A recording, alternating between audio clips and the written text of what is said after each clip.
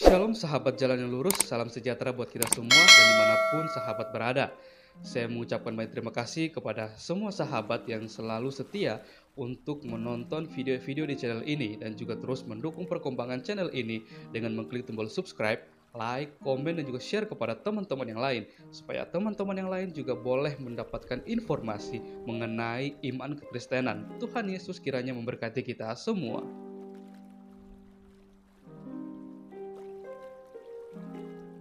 Sahabat jalan yang lurus, sangat disayangkan jikalau masih banyak orang di luar sana yang kerap kali mempelajari Alkitab bukan untuk mencari kebenaran di dalamnya, melainkan mereka malah mencari kesalahan di dalam Alkitab itu sendiri, di mana mereka mencomot-comot ayat Alkitab dan kemudian mereka tafsirkan sesuai dengan pemikiran mereka sendiri dan mereka menggunakan hal itu untuk menyerang iman kekristenan.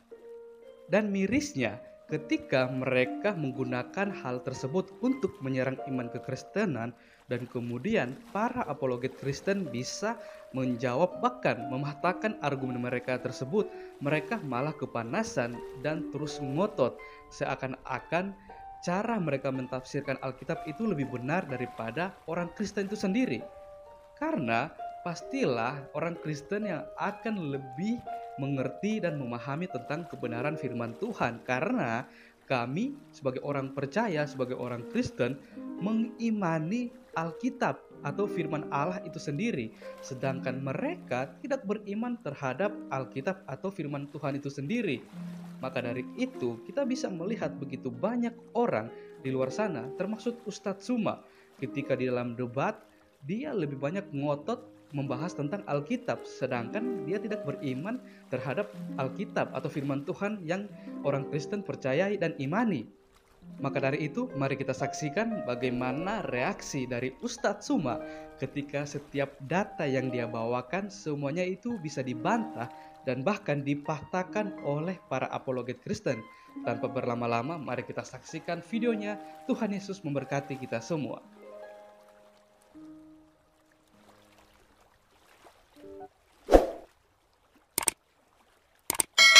Katakan kalau Yesus itu adalah manusia Tuhan.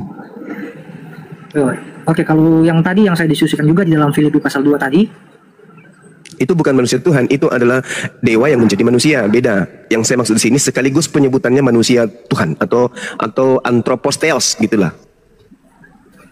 Apologetik, izin ya. Kemarin kalau kita diskusi, kau mengatakan gak ada data, kau jujur gak ada data, selesai. Lebih bagus gitu. Gak ada. Lebih bagus itu kemarin. Gak ada. Kalau kemarin saya berani mengatakan begini. Apabila misalnya saya kurang teliti dalam membaca Alkitab atau saya tidak ada data yang cukup, misalnya belum saya pelajari maksudnya ya, saya akan bilang kalau itu belum saya pelajari atau belum saya temukan ya, belum saya kaji. Ya. Nah, kalau menurut saudara ini Yesus tidak pernah disebut manusia Tuhan lalu dituhankan, bagaimana ketika ada sosok manusia yang disebut manusia Tuhan selain Yesus? Kan ada juga Bang dalam perjanjian lama kan, misalnya contoh ketika waktu itu Tuhan mengutus Musa, Tuhan mengatakan seperti ini kepada Musa, bukankah aku akan menjadikan abangmu Harun sebagai Allah? Itu kan ada.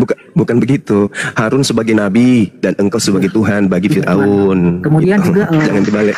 Ya. Terus itu nanti dijawab oleh Yesus ketika Yesus ingin dilempari batu karena orang Yahudi menganggap Yesus menghujat karena dia menyamakan dirinya dengan Elohim. Tapi Yesus mengatakan, bukankah di dalam kitab Tauratmu siapapun yang diperintahkan untuk menyampaikan firman Tuhan maka dia adalah Allah. Kan itu. Nah, sekarang yang saya tanya bukan itu yang saya tanya. Ada nggak manusia yang disebut sebagai manusia Tuhan di dalam Bible? Pernah nggak Yesus disebut sebagai manusia Tuhan? Kalau untuk dua kata itu lalu dipadukan, saya belum dapat ya Bang. Tapi kalau kepada orang lain ada nggak? Manusia disebut manusia sekaligus juga disebut Tuhan. Iya. Yang saya hanya temui ya, itu hanya ada misalnya sekedar disebut sebagai tetapi engkau hai manusia Allah. Nah itu. Dalam 1 Timotius 5 kalau nggak salah ya, ada yang istilahnya 1 Timotius 6. Ya, 1 Timotius 6 ayat 12 atau berapa itu Bang? 11 ya. Dikatakan tetapi hai engkau manusia Allah, jauhilah semuanya itu, kejarlah kasih keadilannya dan seterusnya. Itu kalau istilah kata itu ada. Yesus tidak pernah disandingkan dengan sandingan gelar itu, manusia jadi maksudnya Allah. man of God Bang, man of God. Manusia Ya, Allah. manusia Tuhan itu artinya dia manusia dan juga adalah Tuhan. Hai manusia Tuhan. Apakah seperti itu artinya atau gimana menurut saudara? Kalau yang saya pelajari ya, sekedar yang saya pelajari, kan itulah yang saya katakan sama Bang Suma tadi. Waktu Yesus awalnya kan eksistensinya kan itu kan nggak ada di dunia. Dia kan bersama-sama dengan Allah, yaitu Firman itu. Kemudian dia berubah atau berinkarnasi menjadi manusia. Nah, di dalam tubuh kemanusiaannya ini sebenarnya sesuai dengan surat-surat Rasul Paulus juga dan juga Petrus, mereka mengatakan seperti ini. Pada waktu roh Yesus itu pergi menginjili segala macam roh-roh yang terkurung dalam penjara. Jadi kalau dalam pemahamannya saya, ketika Yesus mati dan ketika dia menginjili roh-roh yang ada dalam penjara, itu membuktikan bahwa pada waktu itu Yesus memang disebut sebagai Tuhan dan juga sebagai manusia. Itu sih Bang yang saya pahami. Oke, baik. Jadi satu-satunya manusia yang digelari manusia Tuhan itu adalah Timotius, anak angkat daripada Paulus, kan gitu. Kita selesai di situ ya. Nah, sekarang mau ndak kita belajar sama-sama nih bahwa Yesus itu bukanlah pencipta langit dan bumi yang berinkarnasi menjadi manusia. Menurut Yesus. Oke. Ya, kita buka di dalam Yohanes 8:42. Itu di situ Yesus mengatakan bahwasanya dia datang ke atas muka bumi ini bukan atas kehendaknya. Lalu atas kehendak siapa? Yohanes 8 ayat 2. Iya.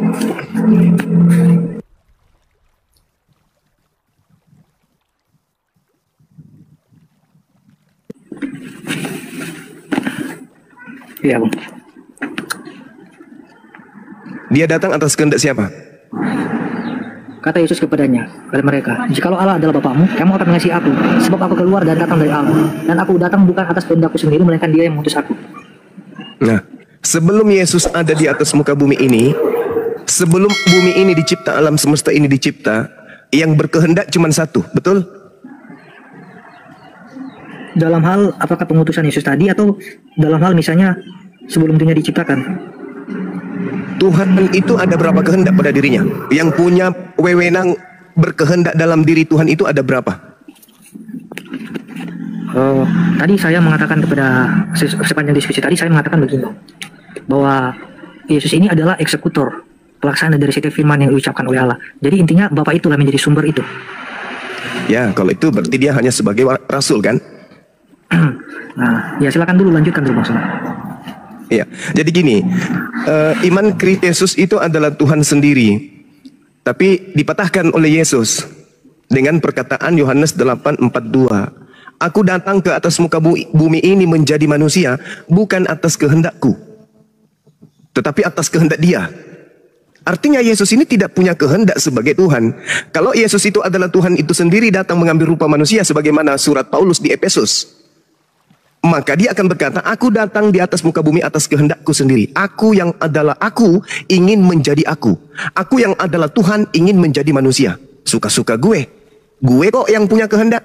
Gue sekarang jadi manusia seperti apa yang kalian lihat. Karena aku sendiri yang mau. Faktanya enggak. Aku datang ke atas muka bumi ini bukan atas kehendakku. Berarti Yesus pesuruh. Dia hanya kurir. Dia adalah makhluk Tuhan yang disuruh sebagai juru selamat kepada Bani Israel. Akulah jalan, akulah kebenaran, akulah hidup. Tidak ada yang sampai kepada aku. Oh salah. Tidak ada yang sampai kepada Bapakku.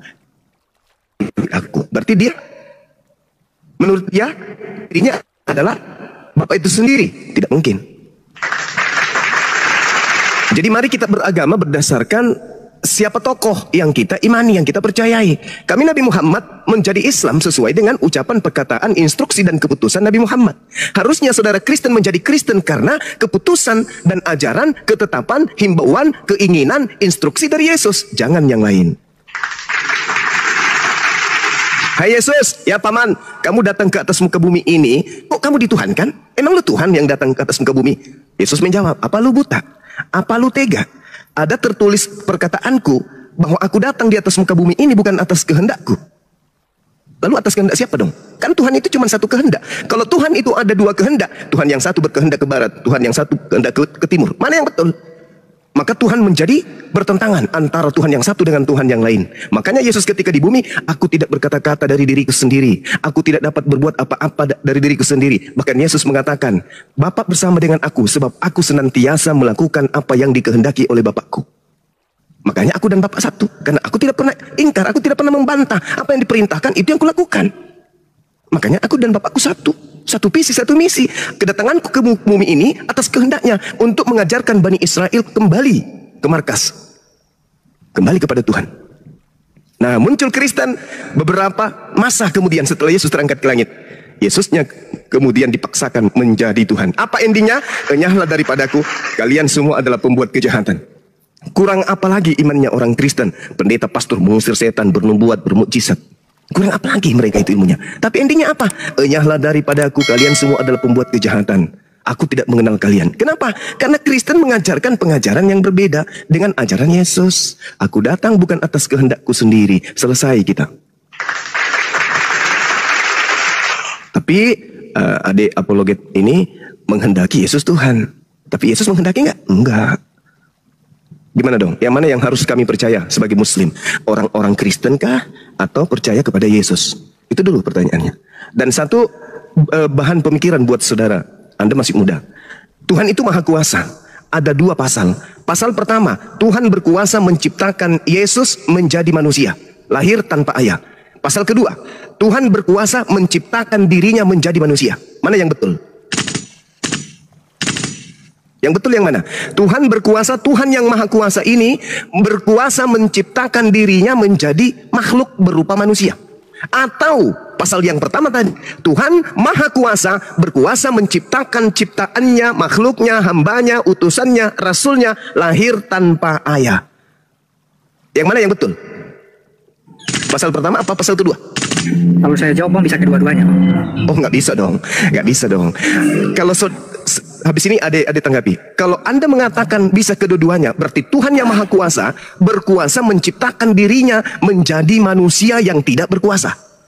Kalau itu terjadi, maka Tuhan lebih berkuasa menciptakan Tuhan yang juga berkuasa. Itu lebih rasional. Tuhan menciptakan Tuhan baru yang juga sama kuasanya, daripada dia menciptakan dirinya menjadi tidak maha kuasa. Aku tidak dapat berbuat apa-apa dari diriku sendiri. Ini mah bukan Tuhan. Kembali ke pasal yang pertama, Tuhan berkuasa menciptakan ciptaannya lahir tanpa ayah. Itu lebih pas. Kalaupun Tuhan ingin menciptakan pribadi baru, Tuhan ingin menjadikan dirinya menjadi makhluk, maka itu lebih baik Tuhan menciptakan Tuhan baru yang setara, yang sepadan dengan dirinya turun ke bumi. Nah, sekarang permasalahan Tuhan itu dua. Sampai-sampai ada Tuhan kembar. Tuhan yang pertama menciptakan Tuhan baru yang kembar dengan dirinya. Maka larilah kita kepada pengajaran apa? Animisme, politeisme, banyak Tuhan. Padahal Yesus memberikan hadiah. Yohanes 17 nomor 3. Hidup kekal itu adalah mereka mengenal engkau satu-satunya. Kalau satu-satunya jangan mimpi jadi dua, apalagi tiga. Kata siapa? Kata Yesus. Nah, alhamdulillah kami Muslim lebih percaya kepada Yesus daripada Kristen sendiri. Demikian. Silakan. Oke. Tadi Bang semua mengatakan kan, lebih manakah yang bisa dipercayai? Apakah pasal pertama atau pasal kedua? Saya menjawab kedua-duanya. Nah, jadi kalau misalnya Tuhan itu maha kuasa, berarti dong justru dia tidak pernah menjadi maha kuasa, karena justru dia sudah menjadi manusia dan tidak bisa berbuat apa-apa. Nah, oke, kalau itu pemikiran Bang Suma nggak apa-apa begitu. Tapi saya punya pemikiran begini Bang. Kalau yang misalnya yang tadinya dia bisa menjadi manusia, itu saya akan katakan dia maha kuasa. Karena kalau bicara maha kuasa, dia bisa menjadi apa saja. Nah, bagaimana ketika dia sudah menjadi manusia? Apakah kemahakuasaannya ini hilang seketika? Tentu saja tidak. Karena berdasarkan dengan catatan Alkitab, ketika Yesus mati, saya kan mengatakan dari awal tadi kan, ada pernyataan dari para rasul-rasul, ketika Yesus mati, Yesus itu pergi menginjili orang-orang yang sudah mati, yang ada di dalam alam kubur, alam maut ya. Kemudian setelah itu dia bangkit pada hari ketiga, dan setelah itu dia mengenakan tubuh yang sama yang sebelumnya itu. Nah, dari indikasi ini saya menyimpulkan bahwa ternyata yang fana itu adalah tubuh yang dikenakannya, sedangkan sifatnya atau rohnya sebagai Tuhan itu tidak pernah fana. Jadi dari sini saya meyakini bahwa Yesus itu bukan berarti menjadi manusia lalu seketika itu hilang ke manusia, hilang ketuhanannya, tidak seperti itu. Nah, kalau juga Bang Suka mengatakan tadi kan kepada saya bahwa pertama Yesus berkata dalam Yohanes 5 ayat 30, aku tidak dapat berbuat apa-apa dari diriku sendiri. Aku menghakimi sesuai dengan apa yang aku dengar, dan penghakimanku adil sebab aku tidak menuruti kehendakku sendiri, melainkan kehendak Dia yang mengutus aku. Saya membenarkan Bang kalau Yesus itu adalah utusan. Karena kalau bicara eksistensi, Yesus berasal dari surga kan. Kemudian Yesus itu melaksanakan apa yang diperintahkan oleh Bapa kepadanya. Nah, patutlah kita menyebut itu sebagai utusan karena memang itu benar. Tetapi Bang, yang saya juga mau narasikan di sini adalah utusan yang dimaksudkan kepada Yesus itu merupakan utusan yang beda banget sama nabi-nabi yang sebelum Yesus. kalau dari segi mujizat banyak kok nabi-nabi yang mengadakan mujizat dari nabi-nabi yang lain. Kalau dalam hal mujizat ada nabi-nabi juga. Bahkan mungkin kalau bisa dikatakan ya, ada yang nabi yang lebih hebat daripada Yesus yang diizinkan oleh Tuhan untuk membuat mujizat. Misalnya contoh Musa dan lain sebagainya lah. Nah, oke, saya mengerti mengenai tentang hal mujizat ini. Tetapi Bang, kalau kita melihat keberadaan atau eksistensi dari Yesus, Yesus ini beda Bang. Tidak pernah ada satupun di dalam Alkitab mengenai tentang penghakiman ya, dalam Yohanes 5 Bang, ayat 19 dan yang seterusnya. Kalau disebut sebagai hakim, ada nabi-nabi tertentu atau dalam kitab perjanjian lama ya, orang-orang Israel itu memiliki misalnya hakim-hakim, kemudian ada imam, ada nabi ya. Nah, tugas dari misalnya hakim-hakim ini, mereka ini yang memerintahkan orang-orang Israel, misalnya kalau atau menyuruh orang Israel untuk melaksanakan konstruksi dari Tuhan. Nah, itu dia. Tetapi kalau berbicara tentang hakim yang diberikan kepada Yesus, walaupun tadinya Bang Suma mengimani dia hanya sekedar utusan, dan saya juga mengakui dia itu utusan, tetapi ada perbedaannya juga di sini Bang. Perbedaannya adalah gini Bang. Di dalam Yohanes pasal 5, Yesus mengatakan seperti ini. 26. Sama seperti Bapa mempunyai hidup dalam dirinya sendiri, demikian juga diberikannya anak mempunyai hidup dalam dirinya sendiri, dan ia telah memberikan kuasa kepadanya untuk menghakimi, karena ia adalah anak manusia. Janganlah kamu heran akan hal itu, sebab saatnya akan tiba, bahwa semua orang yang dalam kuburan akan mendengar suaranya, dan mereka yang telah berbuat baik akan keluar dan bangkit untuk hidup yang kekal, tetapi mereka yang telah berbuat jahat akan bangkit untuk dihukum. Nah, kalau dalam pemahaman saya Bang, sebenarnya gini, bahkan juga Bang Suma percaya kan, kalau satu-satunya hakim yang adil itu cuma Allah Subhanahu Wa Taala. Bang Suma percaya nggak?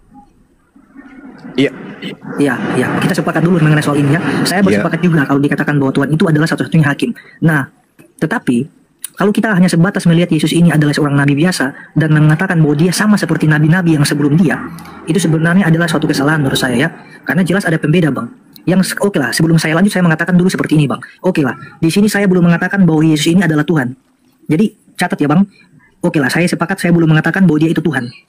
Jadi saya mengulang ya, saya belum mengatakan di sini dia adalah Tuhan yang pertama dulu. Nah, tetapi kalau ketika kita melihat dalam catatan Yohanes pasal 5 ini, ayat 26, 27, 28, seharusnya kalau Bang Suma juga sepakat bahwa Tuhan satu-satunya hakim yang akan menghakimi manusia, kenapa Yesus yang adalah manusia atau hanya utusan sebagai manusia biasa, kenapa dia memegang otoritas ini? Kenapa dia dipercayakan? Bahkan kan Bang, kalau kita berbicara mengenai tentang penghakiman di akhirnya nanti Bang, jelas-jelas kalau Yesus hanya sebagai utusan atau manusia biasa, tentunya Yesus pun akan dihakimi juga Bang.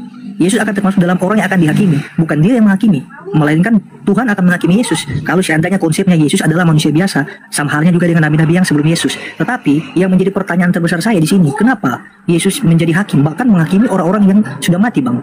Ini pertanyaan saya. Oke lah, saya mengakui dia utusan Bang. Tetapi ketika dikatakan dia hanya sekedar utusan, sama halnya dengan nabi-nabi lain, itu saya nggak terima Bang. Jadi saya mau mengarahkan pemikiran Bang Suma kepada hal ini.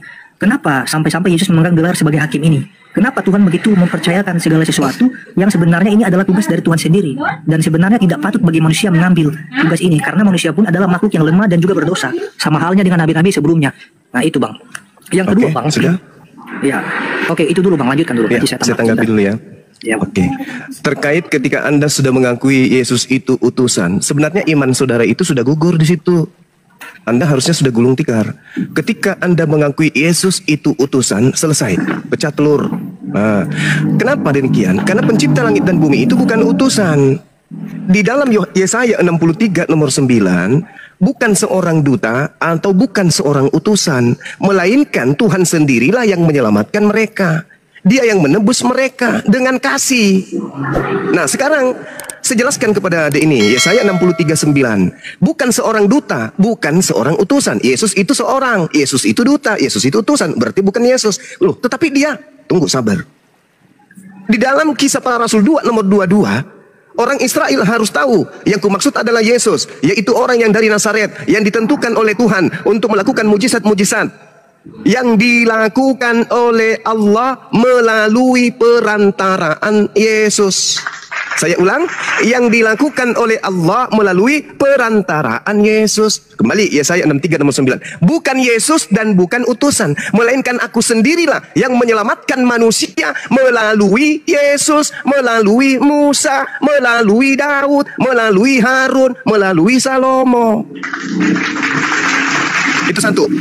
Yang kedua, ketika Anda bangga Yesus itu dari surga, baca 1 Korintus 15:48. Apa itu? Makhluk-makhluk surga sama seperti Yesus yang datang dari surga. Gugur, pecah telur dua. Gugur lagi kan? Nah, kemudian ketika Anda mencoba mengambil sebagai seorang Kristen, mengambil data bahwa Yesus masuk ke dalam kubur penginjilan. Ingat. itu adalah tanda untuk angkatan jahat.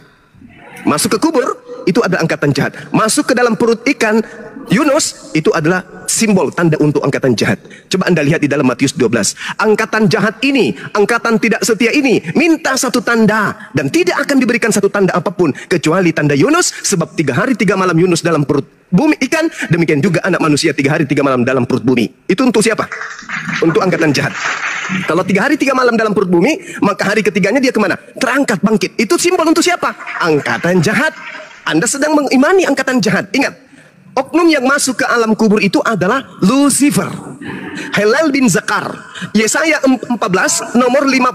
Akan tetapi ke dunia orang mati akan kuturunkan engkau, ke liang kubur yang paling dalam aku masukkan engkau. Jadi yang dimasukkan ke alam kubur itu adalah Helal bin Zakar, Lucifer, iblis. Kenapa Yesus kemudian mengambilkan simbol turun ke bumi, turun ke perut bumi itu sebagai simbol untuk angkatan jahat? Karena yang masuk ke dalam perut bumi itu adalah iblis. Bangkit pada hari ketiga yang ditemui oleh pengarang-pengarang Bible itu siapa? Iblis. Yang datang kepada Paulus itu siapa? Iblis. Yang datang kepada Pulau Patmos itu siapa? Iblis. Yang datang kepada Aeneas itu siapa? Iblis. Paham sampai sini? Paham ya? Yang ketiga, Yesus hakim. Kenapa Yesus hakim? Kenapa bukan Nabi Musa? Kenapa bukan Nabi Muhammad? Kenapa bukan Abraham? Kenapa Yesus turun kedua kalinya? Karena dia turun untuk menjadi hakim. Mau bukti? Mari kita lihat. Di dalam pengajaran Yesus yang dikabarkan kemudian oleh saudara-saudara Kristen sendiri melalui Matius 19. Aku berkata kepadamu, sesungguhnya pada waktu penciptaan kembali anak manusia, Tuhan langit dan bumi bukan anak manusia, bersemayam di atas tahta kemuliaannya. Kamu, apa kata kamu di situ? Kamu yang telah mengikuti aku. Berarti humais, kalian semua yang mengikuti aku akan duduk juga di atas ke-12 tahta Daud, tahta untuk menghakimi. Berarti yang ikut ke Yesus juga menjadi hakim. Bukan cuman Yesus, gugur lagi. Nah, saya teruskan sedikit. Kenapa Yesus turun menjadi hakim? Coba Anda lihat di dalam Yohanes 12 nomor 48. Apa kata Yesus? Barang siapa yang menolak aku, barang siapa yang tidak menerima perkataanku, dia sudah ada hakimnya, yaitu firman yang telah aku katakan kepada mereka. Firman itulah kelak yang akan menjadi hakimnya di akhir zaman. Saya ulang, Yohanes 12:48. Barang siapa yang menolak aku, tidak menerima firmanku, dia sudah ada hakimnya, yaitu firman yang telah aku katakan kepada mereka. Firman itulah kelak yang akan menjadi hakim di akhir zaman. Pernah nggak Yesus mengatakan kepada muridnya, akulah Alfa dan Omega? Pernah nggak Yesus mengajarkan kalau dia adalah yang awal dan akhir? Pernah nggak Yesus mengatakan akulah sang bintang timur? Pernah nggak Yesus mengatakan akulah Tuhan yang datang dalam rupa manusia? Nggak pernah. Berarti perkataan-perkataan itu yang muncul dari gereja itu tidak akan menjadi bahan penghakiman, materi-materi pengadilan nanti di pengadilan Yesus.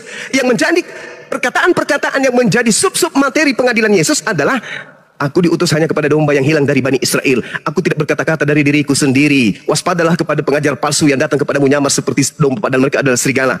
Aku adalah utusan Bapa. Hidup kekal itu adalah mereka mengenal engkau satu-satunya Tuhan dan mengenal aku yang engkau utus. Itu perkataan-perkataan itu. Kenapa? Karena Yohanes 17:8, segala firman yang engkau berikan kepadaku telah aku sampaikan. Telah aku sampaikan. Berarti Yesus sudah menyampaikan firman sebelum terangkat ke langit.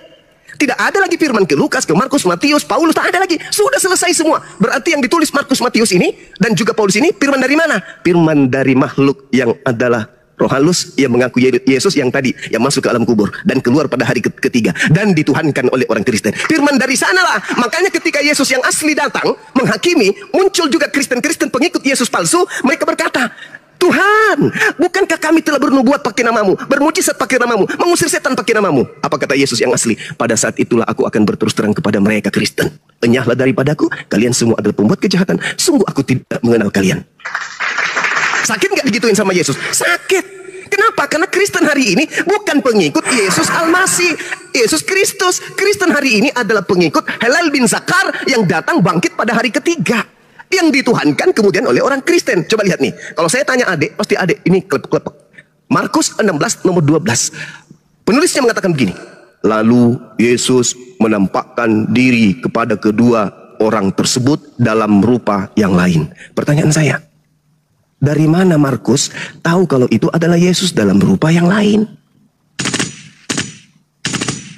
Itu adalah orang yang lain yang datang kepada orang-orang setelah Yesus terangkat ke langit. Karena dia mukanya tidak sama dengan muka Yesus asli, maka ditambah dalam bentuk rupa yang lain. Padahal Yesus berpesan di dalam Lukas 21 nomor 8, waspadalah kepada penyesat yang datang kepadamu dengan memakai nama Yesus dan berkata, akulah Yesus, waktunya sudah dekat, jangan kamu percaya. Makanya Yahudi masih Yahudi hari ini. Kristen berbeda. Semakin hari semakin jauh menyimpang ke kiri. Yahudi masih tetap ada. Kenapa? Karena mereka tidak percaya kepada makhluk halus yang datang mengaku sebagai Yesus. Jangankan makhluk halus yang datang mengaku sebagai Yesus. Yesus asli saja datang kepada mereka. Mereka nggak percaya. Apalagi yang hanya suara dan hanya cahaya. Akulah Yesus yang kau aniaya. Cemen boy. Kamu tidak dipercaya. Yesus asli aja yang datang ke Israel nggak dipercaya. Apalagi cuma makhluk. Sayangnya Kristen percaya kepada makhluk halus tersebut. Sehingga ada ini, apologet siapa ini? Apologet muda ya. Sehingga ada ini menyatukan antara Yesus yang datang ke tengah-tengah Bani Israel dan Yesus yang datang di Pulau Patmos. Akulah sang bintang timur gilang gemilang. Padahal bintang timur itu adalah Helal bin Zakar yang tertulis di Yesaya 14 nomor 12 sampai nomor 16. Kristen kalau ditanya, kenapa itu Yesus kau ketuhankan? Karena Yesus itu 100% manusia. Itu berarti Kristen sedang otak kecilnya bekerja. Dia sedang mengutarakan Yesus ketika menjadi nabi di tengah-tengah Bani Israel. Itu yang asli. Ditanya lagi, tapi kok kau sembah? Karena Yesus juga adalah 100% Tuhan. Nah, itu yang ketuhanannya itu adalah Yesus yang datang kepada Paulus in the gang. Digabungkan menjadi satu. Padahal Yesus yang adalah manusia berbeda dengan Yesus yang adalah dewa untuk orang Kristen. Tolong dipahami ini. Jadi kemanapun arah narasi yang Adinda bangun, itu akan ditabrak oleh ajaran Yesus. Tidak ada itu. Tidak ada itu Yesus datang menjadi manusia, menjadi Tuhan. Tidak ada. Bahkan kalau Anda cerdas nih, terakhir ya 10 detik. Anda lihat di dalam 2 Yohanes 1 nomor 7. 1 Yohanes 2 nomor 7. Siapakah penyesat itu? Bukankah dia yang pergi ke seluruh dunia, yang tidak mengaku Yesus datang sebagai manusia? Kalau Anda mengaku Yesus datang sebagai manusia, maka Anda tidak akan pernah mengatakan, dan Yesus juga adalah Tuhan. Kenapa? Karena kalau Anda keluar dari konsep kemanusiaan Yesus, maka Anda jatuh kepada antikristus. Barang siapa yang mengatakan Yesus Tuhan, barang siapa yang mengatakan Yesus bukan manusia, maka dia adalah antikristus. Makanya diusir. Begitu Bung, silakan. Mohon maaf kepanjangan, silakan. Ya, terima kasih Bang. Tadi saya sedikit tanggapi ada beberapa hal yang Abang sampaikan tadi. Abang mengatakan bahwa yang pertama mengenai tentang hakim ya. Jadi tidak mungkin ada seorang yang menjadi hakim tanpa ada yang disebut sebagai terdakwa di sini. Itu yang pertama. Nah, apakah narasi ini Abang memaknainya sebagai karena orang-orang Kristen itu menganggap bahwa Yesus itu Tuhan, makanya justru kedatangan Yesus diizinkan menjadi hakim, justru menghakimi orang-orang Kristen karena telah menganggap Yesus sebagai Tuhan. Nah, itu yang pertama kan tadi Abang sampaikan. Kalau memang benar seperti itu narasinya, saya akan membantahnya begini Bang. Di dalam Yesus mengatakan bahwa bukankah kami telah bernubuat demi namamu, bukankah kami telah mengusir setan demi namamu. Jadi di sini Yesus sudah mengatakan bahwa inyalah kamu sekalian pembuat kejahatan. Nah, bahkan ada juga satu dalil yang Yesus katakan seperti ini. Apabila hidup keagamaanmu tidak lebih benar daripada orang-orang Yahudi dan orang ahli Taurat, sesungguhnya kamu tidak akan masuk ke dalam kerajaan surga. Jadi sebenarnya begini, kalau kita melihat ya penjelasan Yesus di sini, Yesus tidak pernah mengatakan oleh karena sebab orang Kristen mengatakan Yesus itu adalah Tuhan, maka berakibat mereka itu diusir atau tidak diselamatkan. Bukan begitu Bang pengertiannya di sini. Pengertiannya adalah ketika Yesus tadi mengatakan jika hidupmu tidak lebih benar daripada hidup agama orang Yahudi, kamu tidak akan masuk ke dalam kerajaan surga. Artinya apa di sini? Kalau kita melihat kelakuan atau sifat-sifat dari orang Yahudi ini, mereka ini suka-suka mencari-cari kesalahan orang. Kalau kita membaca seluruh rangkaian cerita dalam Alkitab, ada begitu banyak hal yang terjadi dan tidak pernah ada orang Yahudi dan tidak pernah ada orang, maksudnya gini, dan tidak pernah ada orang-orang Yahudi yang tidak ada di situ. Pasti semua ada di situ. Mereka ini adalah orang-orang yang setiap kali ada masalah selalu ada di situ. Jadi makanya Yesus memakaikan suatu nasihat ya kepada murid-muridnya. Jikalau hidup keagamaan tidak lebih benar daripada mereka, maka sesungguhnya kamu tidak akan masuk dalam kerajaan surga. Itu sudah jelas-jelas dikatakan kepada murid-muridnya.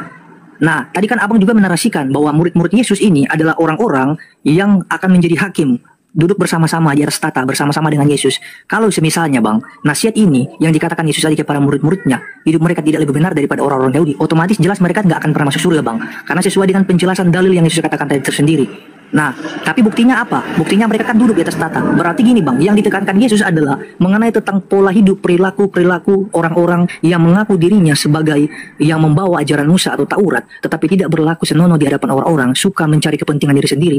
Mereka itulah adalah orang-orang yang ditolak. Makanya juga dikatakan kan, kamu telah bernubuat, kami telah mengusir setan demi namamu. Kemudian Yesus melanjutkan, kenyala daripada aku, kamu sekalian pembuat kejahatan.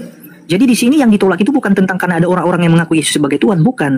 Tetapi yang ditolak sini adalah perilaku orang-orang yang walaupun menyebut diri mereka Kristen, tetapi pola hidup mereka tidak sesuai dengan apa yang Yesus katakan, maka mereka itu adalah orang-orang yang akan ditolak. Jadi dalam pemahaman Kristen, Bang, kami tidak hanya sekedar beriman bahwa kami sudah diselamatkan terus otomatis kami langsung masuk ke surga. Nggak begitu konsepnya, Bang. Rasul Paulus mengatakan bahwa kerjakanlah keselamatanmu dengan takut dan gentar. Berarti ketika kita sudah menerima anugerah atau keselamatan, kita patut mengerjakan keselamatan itu. Karena sesungguhnya konsep keselamatan berarti adalah suatu kesempatan yang diberikan oleh Tuhan bagi manusia dalam membenahi hidupnya sehari-hari. Itu yang kami pahami, Bang.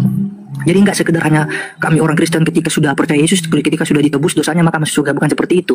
Nah, saya juga menanggapi begini, Bang, ya. Kalau Abang tadi mengatakan bahwa misalnya murid-murid pun itu kan sama juga duduk di atas tata bersama Yesus, berarti gugur dong argumentasi saya bahwa Yesus sebagai satu-satunya hakim. Nggak begitu, Bang. Jadi begini, ketika dikatakan dalam Yohanes 5 tadi, Yesus ini akan menghakimi mereka yang hidup dan yang mati. Jadi di sini tidak hanya terdapat dalam tidak ditujukan kepada kalangan-kalangan tertentu aja, Bang. Jadi ini berbicara secara universal. Coba kita lihat ya di dalam Yohanes 5 tadi. Saya bacakan dulu dalilnya. Ayat 28. Janganlah kamu heran akan hal itu, sebab saatnya akan tiba bahwa semua orang dalam kuburan akan mendengar suaranya, dan mereka yang telah berbuat baik akan keluar dan bangkit untuk hidup kekal, tetapi mereka yang telah berbuat jahat akan bangkit untuk dihukum. Nah, ada dua, Bang, penghakiman kepada orang yang jahat dan orang yang baik. Tentu tidak hanya segelintir orang yang Abang masukkan tadi, apalagi kalau seandainya, kalau misalnya, Bang, Abang memasukkan itu untuk kalangan Kristen, orang-orang Kristen yang menguangkan Yesus sebagai Tuhan, itu sebenarnya salah besar, Bang. Karena di sini apa dikatakan? Bahwa orang-orang yang hidup, yang berbuat jahat akan bangkit untuk dihukum, sedangkan yang berbuat baik akan bangkit untuk memperoleh hidup kekal atau diselamatkan. Jadi tujuan Yesus menjadi hakim di sini tidak hanya sekedar sesuai dengan yang Abang tuduhkan tadi ya. Oleh karena ada orang Kristen yang menjadikan dia Tuhan, kemudian dia berperan sebagai hakim. Tidak seperti itu, Bang. Tetapi yang disebutkan hakim kepada dia adalah untuk semua manusia, baik dari Islam, Kristen, Hindu, Buddha dan sebagainya. Setiap orang yang mati dan kemudian berperilaku baik dan yang buruk, mereka itu akan dihakimi menurut perbuatan mereka masing-masing, Bang. Jadi dari sudut pandang ini, Bang, silakan Abang jawab, Bang. Kira-kira Yesus ini siapa kalau dia misalnya hanya sekedar nabi biasa? Nah, baru Abang juga mengatakan tadi kepada saya mengenai tentang Yesus disebut sebagai orang yang telah matikan tadi. Kemudian dia itu masuk ke dalam kubur. Kemudian yang dipercaya oleh orang Kristen 3 hari 3 malam. Ini adalah tanda angkatan-angkatan yang sesat yang Abang katakan tadi kalau tidak salah ya. Nah, itu pertanda angkatan jahatnya. Mengapa Yesus mencontohkan atau menganalogikan kematiannya sama halnya dengan Yunus yang ada di dalam perut ikan? Kenapa? Karena yang Yesus ambil poin yang terpenting adalah begini, Bang. Pertama, ketika Yunus berada dalam perut ikan, dia itu tidak mati, namun hanya ada di dalam perut ikan. Sama halnya dengan Yesus yang ada dalam perut bumi, dia tidak mati. Makanya saya percaya begini, Bang. Yang saya percayai bahwa manusia yang hanya mati, tetapi Tuhannya atau yang saya katakan tadi, menginjili roh-roh yang ada dalam penjara itu tidak pernah mati. Kemudian saya tanggapi begini, Bang. Abang mengatakan juga kepada saya tadi bahwa orang-orang yang bersama-sama dengan Yesus yaitu Yakobus, Petrus dan Andreas mungkin saudaranya ya. Ketiga orang ini yang dibawa Yesus di atas bukit, kemudian Yesus menampakkan diri dalam rupa kepada mereka. Nah, ini, Bang, kejadiannya ini berlangsung ketika Yesus masih bersama-sama dengan murid-muridnya. Bukan itu terjadi ketika Yesus sudah jauh terangkat ke surga, Bang, seperti yang Abang katakan tadi. Nggak begitu konsepnya. Nah, baru Abang menanyakan dari mana Markus mengetahui kalau Yesus benar-benar menampakkan diri kepada murid-muridnya. Nah, itu yang Abang tanyakan kan tadi. Jadi saya memakai dalilnya begini, Bang, ya.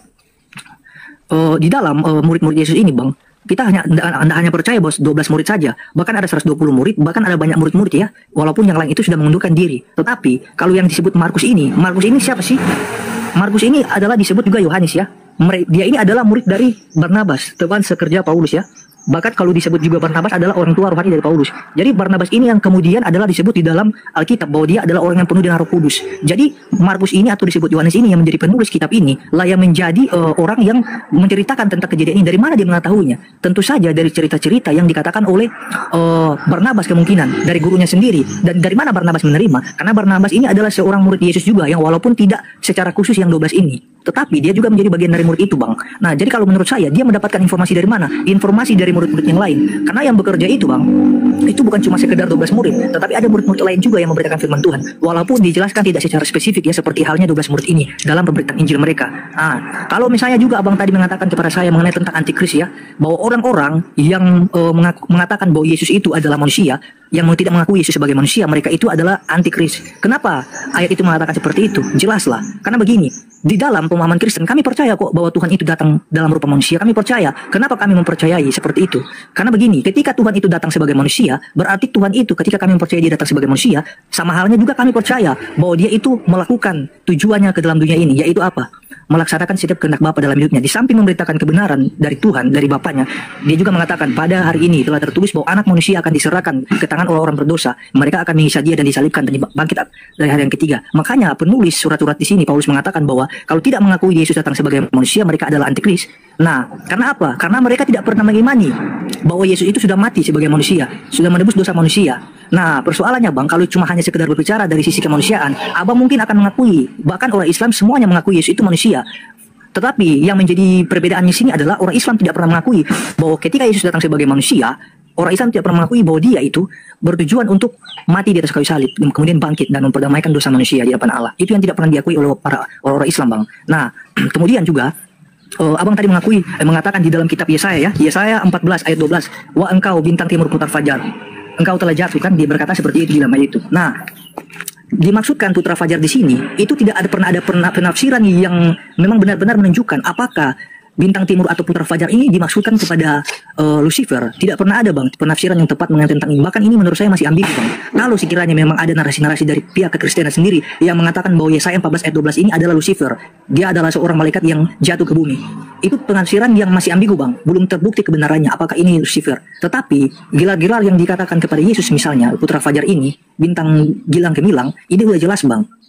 Nah, yang masih kontradiksi ini dalam Yesaya 14 ini, ayat 12 ini, kita nggak bisa tahu ya referensinya yang benar ini dari mana sebenarnya. Karena ini bentuk interpretasi yang masih belum akurat Bang. Itu kalau dari saya tanggapi soal ini. Nah, menyangkut juga ya yang Bang Suma katakan tadi. Itu ditambahkan oleh misalnya kaum Kristen ya, itu pengajaran-pengajaran palsu dari kekristenan. Kalau seandainya Bang Suma mengatakan pengajaran itu palsu dari kekristenan, saya minta Bang buktinya sekarang. Tunjukkan misalnya salah satu bukti yang mengatakan bahwa apa yang tertera dalam Alkitab itu, misalnya pengakuan-pengakuan dari rasul-rasul dan lain sebagainya, seperti yang Bang Suma tuduhkan tadi. Kalau itu palsu, saya mau minta di mana aslinya Bang? Dan dari tahun berapa itu misalnya diubah? Itu pertanyaan saya, seperti yang teman-teman Kristen lainnya tanyakan juga kepada kaum Muslim. Itu dulu Bang dari saya, silakan. Oke, jadi ini bias ya kemana-mana. Kita kerucutkan aja permasalahan. Jadi gini, terkait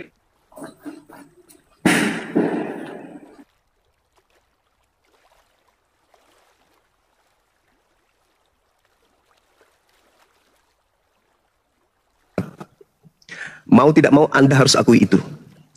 Yesus datang di tengah-tengah Bani Israel. Datang sebagai apa? Sebagai utusan. Sebagai Mesias. Menurut siapa? Menurut Yesus dong.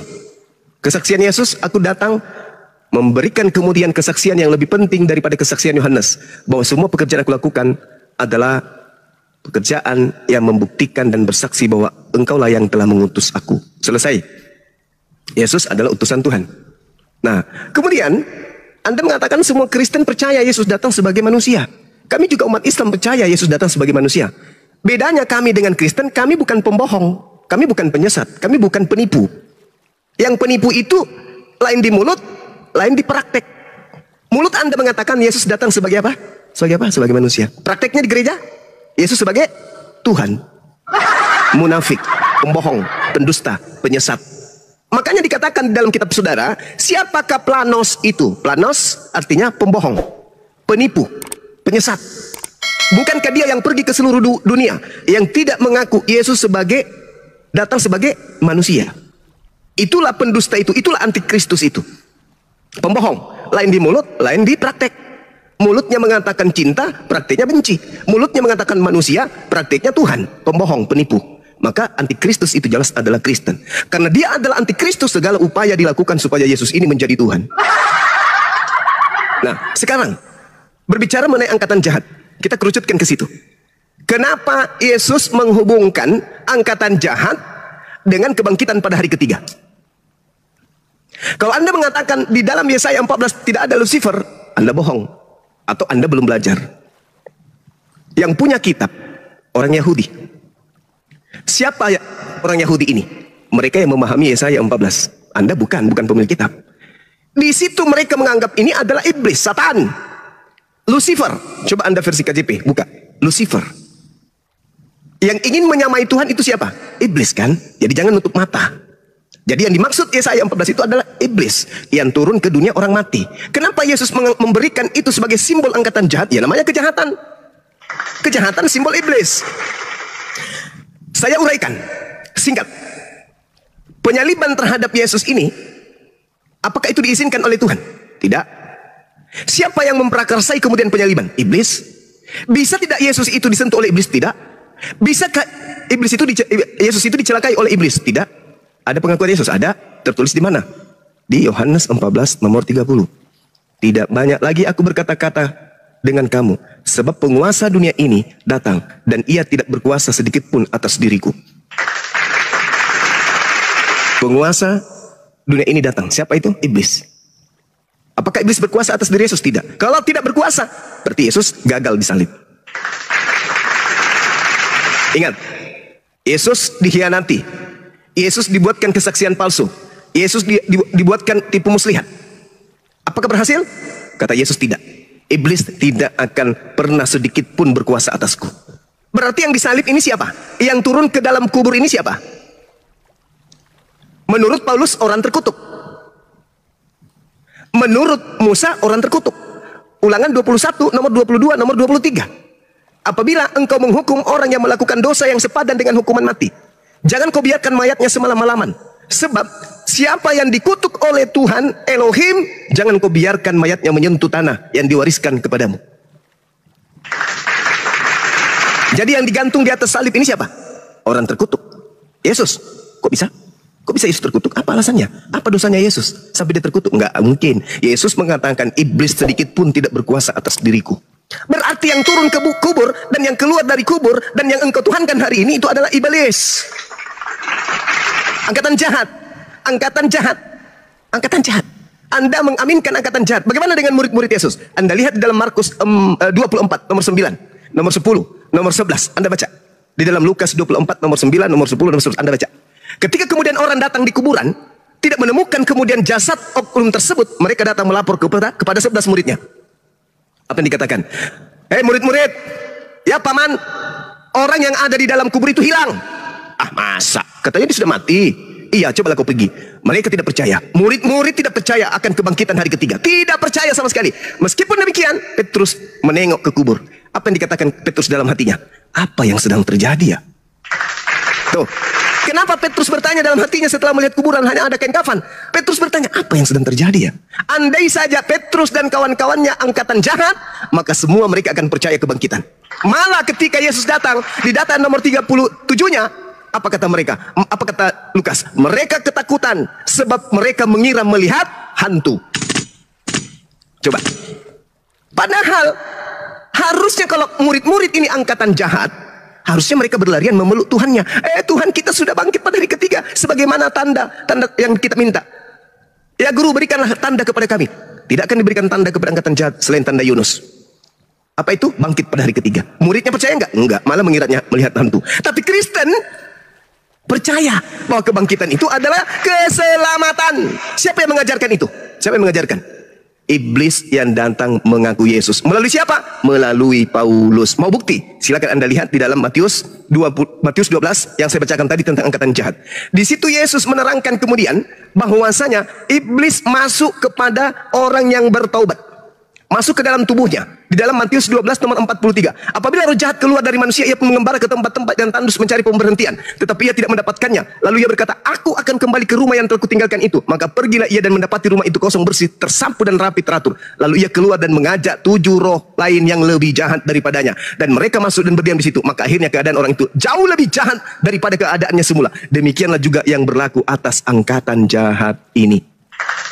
Jadi angkatan jahat kemasukan 8 roh jahat di dalam tubuhnya. Yang datang kepada Paulus itu bukan Yesus. Yang datang kepada Paulus itu adalah roh jahat. Angkatan jahat. Jelas itu. Makanya Kristen sebagai pengikut Yesus ajarannya aneh. Tuhan datang mati dibunuh manusia, nebus dosa manusia. Ajarannya aneh. Itu. Paham ya? Nah, saya kira begitu dari saya. Bahwasanya saya simpulkan yang kalian sembah itu adalah iblis. Mohon maaf nih, kita berdiskusikan, bukan menghujat. Yang kalian sembah itu adalah iblis yang ngaku-ngaku Yesus. Saya kembali sedikit, 1 menit. Habis itu Anda terangkan, tapi kalau bisa kita tiktokkan aja, nggak usah terlalu panjang kayak gini. Karena materi ini sudah dihafal oleh netizen. Ketika Anda membaca Yohanes 5, nomor 28-29, silakan aja Yesus menghakimi seluruh manusia, silakan aja. Tapi apa penghakimannya? Manusia, ya paman, kenapa kau tidak menyembah aku? Menyembah kamu? Ya, Kenapa bisa menyembah kamu? Karena aku mengajarkan sembahlah aku. Di mana Cak Ayu? Di mana? Manusia, ya paman, kenapa kamu tidak ke gereja? Emang ada perintahmu? Gak ada sih. Paman, kenapa kamu membiarkan kemudian dirimu tidak makan babi? Emang ada ajaranmu makan babi? Manusia, ya paman, kenapa kamu tidak kemudian ibadah minggu? Emang ada perintahmu ibadah minggu?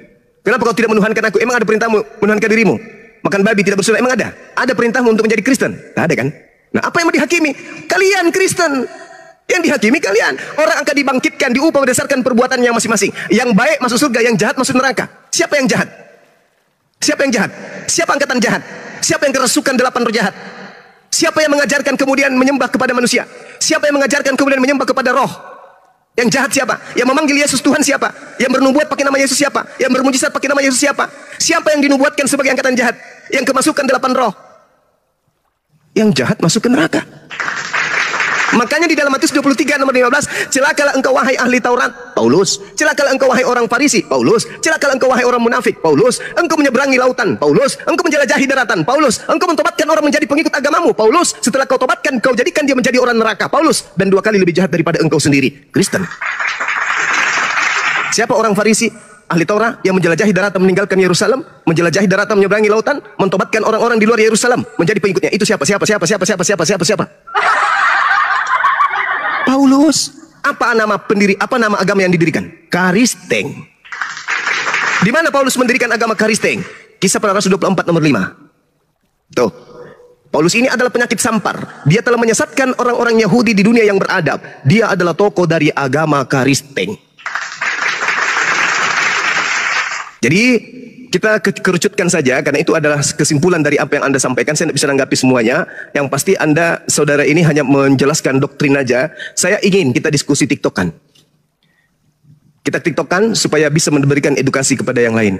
Ketika Yesus datang ke atas muka bumi ini, dia mengajarkan dirinya adalah manusia yang diutus sebagai Rasul Tuhan, atau mengajarkan dirinya sebagai Tuhan yang menjadi manusia? Mana yang betul? Silakan. Tiktokan kita, tiktokan. Oke, saya tanggapi dulu pernyataan Bang Suma, kemudian setelah itu kita tiktokan, Bang. Jangan terlalu panjang tapi ya.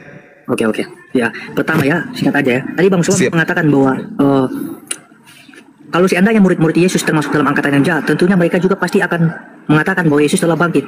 Nah, ini menurut saya kesalahan terbesar, Bang. Kenapa? Karena di dalam dalam Matius 27 ayat yang ke-63, dan mereka berkata, Tuhan kami ingat bahwa si penyesat itu sewaktu-waktu hidupnya berkata, sesudah 3 hari aku akan bangkit. Bahkan ada juga ayat-ayat yang banyak ya, jelas Yesus mengatakan ya, bahwa sesudah 3 hari dia akan bangkit. Dalam Yohanes 28, Yesus juga mengatakan di situ mengenai tentang Thomas ya. Thomas berkata, sebelum aku mencucukkan tanganku ke lambungnya atau ke jarinya, ke tangannya, maka sekali-kali aku tidak akan percaya. Dan ketika itu Yesus menampakkan diri kepada Thomas. Dia mengatakan ya, dia menampakkan diri kepada Thomas.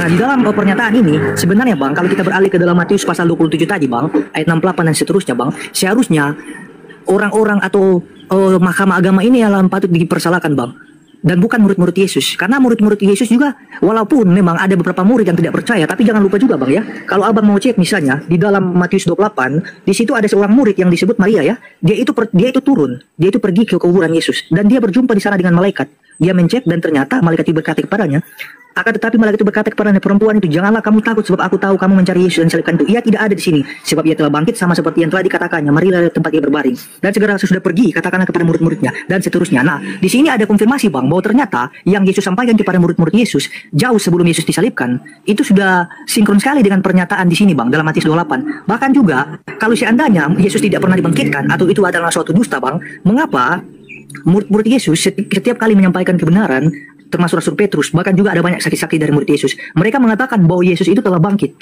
Yesus bangkit. Ada banyak kok ayat-ayat yang bisa saya paparkan, cuma kan sayangnya waktunya terbatas, Bang. Ada banyak, Bang. Kalau yang seharusnya dipersalahkan ini adalah mahkamah agama Yahudi sebenarnya. Mereka itulah yang membelokkan kebenaran, Bang. Yang tadinya mereka mengingkari kalau Yesus itu sudah bangkit. Mereka membuat suatu tipuan dengan mengatakan mayatnya sudah dicuri oleh murid-muridnya. Padahal sebenarnya Yesus jelas bangkit dari antara orang mati, Bang. Itu dulu, Bang. Nah, saya nggak mau panjang lebar, saya kembali kepada Yohanes 5 tadi, Bang. Yang Abang katakan tadi itu nggak jelas, Bang, ya. Itu hanya sekedar ocehan dari Abang saja. Karena apa? Bicara tentang penghakiman, Bang, itu berbicara secara universal, Bang. Tidak hanya sekedar kaum kekristenan tertentu. Nah, Abang Zuma juga nggak menjawab pertanyaan saya ya. Kalau memang pernyataan-pernyataan dalam Alkitab ini itu palsu, kenapa Bang Zuma nggak bisa menunjukkan yang aslinya, Bang? Itu dulu dari saya. Kemudian, kalau misalnya tadi juga, Bang, Abang hanya sekedar misalnya berkata bahwa oh, itu akan dihakimi oleh Kristenannya. Itu orang Kristen yang akan dihakimi. Pertanyaan saya, Bang, kalau misalnya Yesus itu bukan Tuhan, Bang, kalau misalnya Yesus hanyalah seorang nabi biasa, kita kan udah sepakat nih dari awal bahwa hakim itu adalah Tuhan. Kenapa Yesus menjadi hakim, Bang? Kenapa? Karena bicara terdakwa ini bukan hanya sekedar Kristen ya, tapi saya mengatakan tadi universal. Semua orang dari kalangan manapun, dari agama tertentu, agama manapun, itu akan dihakimi oleh Yesus. Dan bukan penghakimannya menurut Abang Suma katakan tadi, beda, Bang. Saya bahkan nggak pernah bisa menjelaskan apa yang akan dihakimi. Tapi intinya kalau berbicara tentang penghakiman, jelaslah, Bang, untuk semua orang, Bang. Jadi nggak hanya sekedar dari pihak Kristen atau kalangan Kristen tertentu. Itu, Bang, dari saya. Dan Bang Suma nggak bisa menjawab ini, Bang. Kenapa Yesus menjadi hakim? Padahal yang kita ketahui, hakim itu hanyalah Tuhan. Apakah bisa sang pencipta ini bisa memberikan kewewenangannya atau otoritasnya kepada ciptaannya atau yang dimaksud kepada Yesus ini? Apakah bisa, Bang? Sebenarnya Anda tadi itu sudah mendengarkan Matius 19 jelas bahwa pengikut Yesus juga menjadi hakim. Selesai ya, di situ. Tapi kan begini, Bang, tadi. Ketika Abang mengatakan mereka juga duduk di atas tahta, kan? Nah, itu kan yang mengangkat mereka kan Yesus kan, tetapi yang menjadi hakim satu-satunya, yang berbicara yang membangkitkan orang-orang mati, yang menjadi hakim satu-satunya yang mampu berbicara di atas segala macam otoritas, itu adalah kepada Yesus. Nah, jadi begini, saya pakai dalil satu ya, saya tunjukkan dalil juga yang terakhir. Misalnya ya, Yesus mengatakan seperti ini, Bapa tidak menghakimi siapapun juga, tetapi melainkan telah memberikan penghakiman itu sepenuhnya kepada anak. Nah, jadi jelas di sini, Bang, penghakiman itu seluruhnya kepada anak. Nah, karena juga murid-murid ini berasal dari Yesus, jadi mereka juga patut duduk bersama dengan Yesus. Tapi baik. Yang menjadi Kita masuk. itu, Bang, tadi. Kita titokan. Materi penghakiman Yesus apa? Saya nggak bisa jelaskan, Bang. Yesus menjelaskan materi penghakimannya. Yesus jelaskan. Ayo. Iya, dalilnya begini, Bang. Yohanes 5 kan tadi kan? Iya, itu kan enggak. kan? Anda mengatakan Yesus menghakimi seluruh umat manusia sehingga dia Tuhan. Oke, itu konsep agama Kristen. Sekarang begini, Bang. materi penghakiman Yesus. Alamak. Dari awal saya mengatakan begini, Bang. Ya, jadi begini, Bang. Saya mengatakan dari awal begini, oke lah, Bang. Saya ikuti dan narasi Abang dengan mengatakan bahwa Yesus itu bukan Tuhan. Nah, tetapi, ya memang dia bukan Tuhan, dia manusia. Ya, oke, ya. Tetapi ketika Abang mengatakan seperti itu, kenapa ada seorang manusia yang padahal sebenarnya manusia itu sendiri pun akan dihakimi oleh Tuhan, benar nggak? Ya, Yesus dihakimi memang, betul. Nah, kenapa Yesus lah sebaliknya menjadi hakim? Lah, karena kan tadi saya sudah menjelaskan, karena Yesus itu dituhankan di hadapan Tuhannya. Nggak patut, Bang. Kalau analoginya begini, Bang. Tidak mana ada penjelasan Alkitab bahwa ketika Yesus menjadi hakim oleh karena ada orang-orang yang menganggap dia Tuhan. Nggak ada, Bang. Matius 7 nomor 22 sampai 23. Bukankah kami telah berbuat mengusir setan demi nama pada hari ini juga aku akan berterus nyala daripada kamu sekalian hai pembuat kejahatan. Kenapa mereka dikatakan sebagai pembuat kejahatan? Karena tidak melakukan kehendak Bapa. Berarti yang menjadi hakim di sini sebenarnya siapa? Oke, memang menjadi hakim Yesus. Apa? Tunggu. Yang menjadi hakim di sini sebenarnya siapa? Yesus atau Bapa? Jangan Anda masih muda. Jangan gila di usia muda. Yang menjadi hakim di situ siapa? Bukan atas kehendak siapa? Atas kehendakku atau kehendak Bapa? Iya, memang Yesus mengadakan kehendak Bapa, tetapi kan berarti yang menjadi hakim di sini siapa? Tapi Yesus kan mengatakan, Bang, di dalam Yohanes juga dia mengatakan, Bapa tidak menghakimi siapapun juga, tetapi telah menyerahkan penghakiman itu sepenuhnya kepada anak. Penghakiman itu kemudian landasannya apa? Kehendak Yesus atau kehendak Bapa? Ayo. Memang ide itu bukan ide dari Yesus, tetapi kenapa? Iya, tetapi Yesus yang menjadi eksekutor. Ya jelas dong. Makanya Yesus berkata, enyahlah daripadaku kalian semua pembuat kejahatan. Kenapa? Karena aku tidak pernah mengatakan sembahlah aku, tuhankanlah aku, ibadahlah kepadaku. Betul? Oke. Nah, siapa yang menjadi hakim? Tunggu, siapa yang menjadi hakim di situ? Iya, berarti Yesus. Tetapi yang pada awalnya idenya dari saudara masih muda, jangan gila permanen kayak bapak-bapak gereja. Yang menjadi hakim di situ siapa? Sesuai Matius 7 ayat yang keberapa tadi? Ya. Yang menjadi hakim di situ siapa? Yang sesuai konteks Matius 7 tadi. Iya, siapa yang menjadi hakim di situ? Ya Yesus. Enyahlah daripada aku kalian semua pembuat kejahatan, karena kalian menuhankan aku itu bukan atas kehendak. Bukan setiap orang yang berseru kepadaku, Tuhan akan masuk ke dalam kerajaan surga, melainkan dia yang melakukan kehendak Bapakku yang di surga. Siapa itu Bapak? Siapa itu Bapak? Siapa itu Bapak? Ya. Yesus atau bukan? Iya, itu berbeda, Bang. Itu berbeda, bukan Yesus. Ya, begitu dong. Berarti yang menjadi hakim sebenarnya di sini siapa? Yesus atau Bapak? sebenarnya yang menjadi hakim itu Bapa, tetapi Alhamdulillahirabbil alamin. Nah sekarang oke, sabar. Begini, jangan lupa juga Bang, Yesus kan mengatakan Bapa tidak menghakimi, tetapi telah menyerahkan semua penghakiman itu kepada Anak. Kalaupun memang Bapak itu sudah menghakimi, oke, Bapak punya penghakiman karena sudah banyak ya cerita-cerita juga ya. Tetapi kamu tahu kenapa penghakiman itu diberikan kepada Yesus? Iya, karena Yesus juga berhak untuk menghakimi. Oh salah Anda. Yesus, kenapa dia diberi tugas untuk menghakimi? Karena Tuhan sudah memberikan semua firman kepada Yesus yang harus Yesus sampaikan kepada Bani Israel. Segala firman yang engkau berikan kepadaku, telah aku sampaikan kepada mereka. Yohanes 12 nomor 48. Barang siapa yang menolak aku, barang siapa yang menolak aku dan tidak menerima firman yang aku berikan kepada Bani Israel, mereka sudah ada hakimnya, yaitu firman yang telah aku berikan kepada Israel, ke-12 muridku. Firman itulah kelak yang akan menjadi hakim di akhir zaman. Berarti yang menjadi hakim itu adalah firman Tuhan, perkataan-perkataan Tuhan yang datang melalui Yesus. Yesus hanya meluruskan, makanya dia mengatakan, aku tidak berkata-kata dari diriku sendiri. Berarti yang menjadi hakim adalah Bapa. Ya. Oke. Selesai. Jadi begini ya, ketika tadi abang mengatakan bahwa kan Yesus kan udah menjadi hakim nih Bang ya, lewat firman-Nya. Jadi lewat firman itu Yesus yang melalui Yesus ya, semua firman sesuai dengan sabdanya. Nah sekarang sesuai dengan sabda. Oke, sebentar. Oke, silakan. Nah, menurut abang kira-kira apakah ketika Yesus ini yang menjadi seorang hakim ini Bang, apakah abang mempercayai Bang bahwa hakim ini adalah orang yang kriterianya tidak berdosa? Iya, betul. Berarti kriteria mesti orang yang tidak berdosa. Bukan masalah tidak berdosa, dia adalah utusan Tuhan, ya, Rasulullah. Maksudnya semua nabi utusan itu punya kelemahan, benar nggak Bang?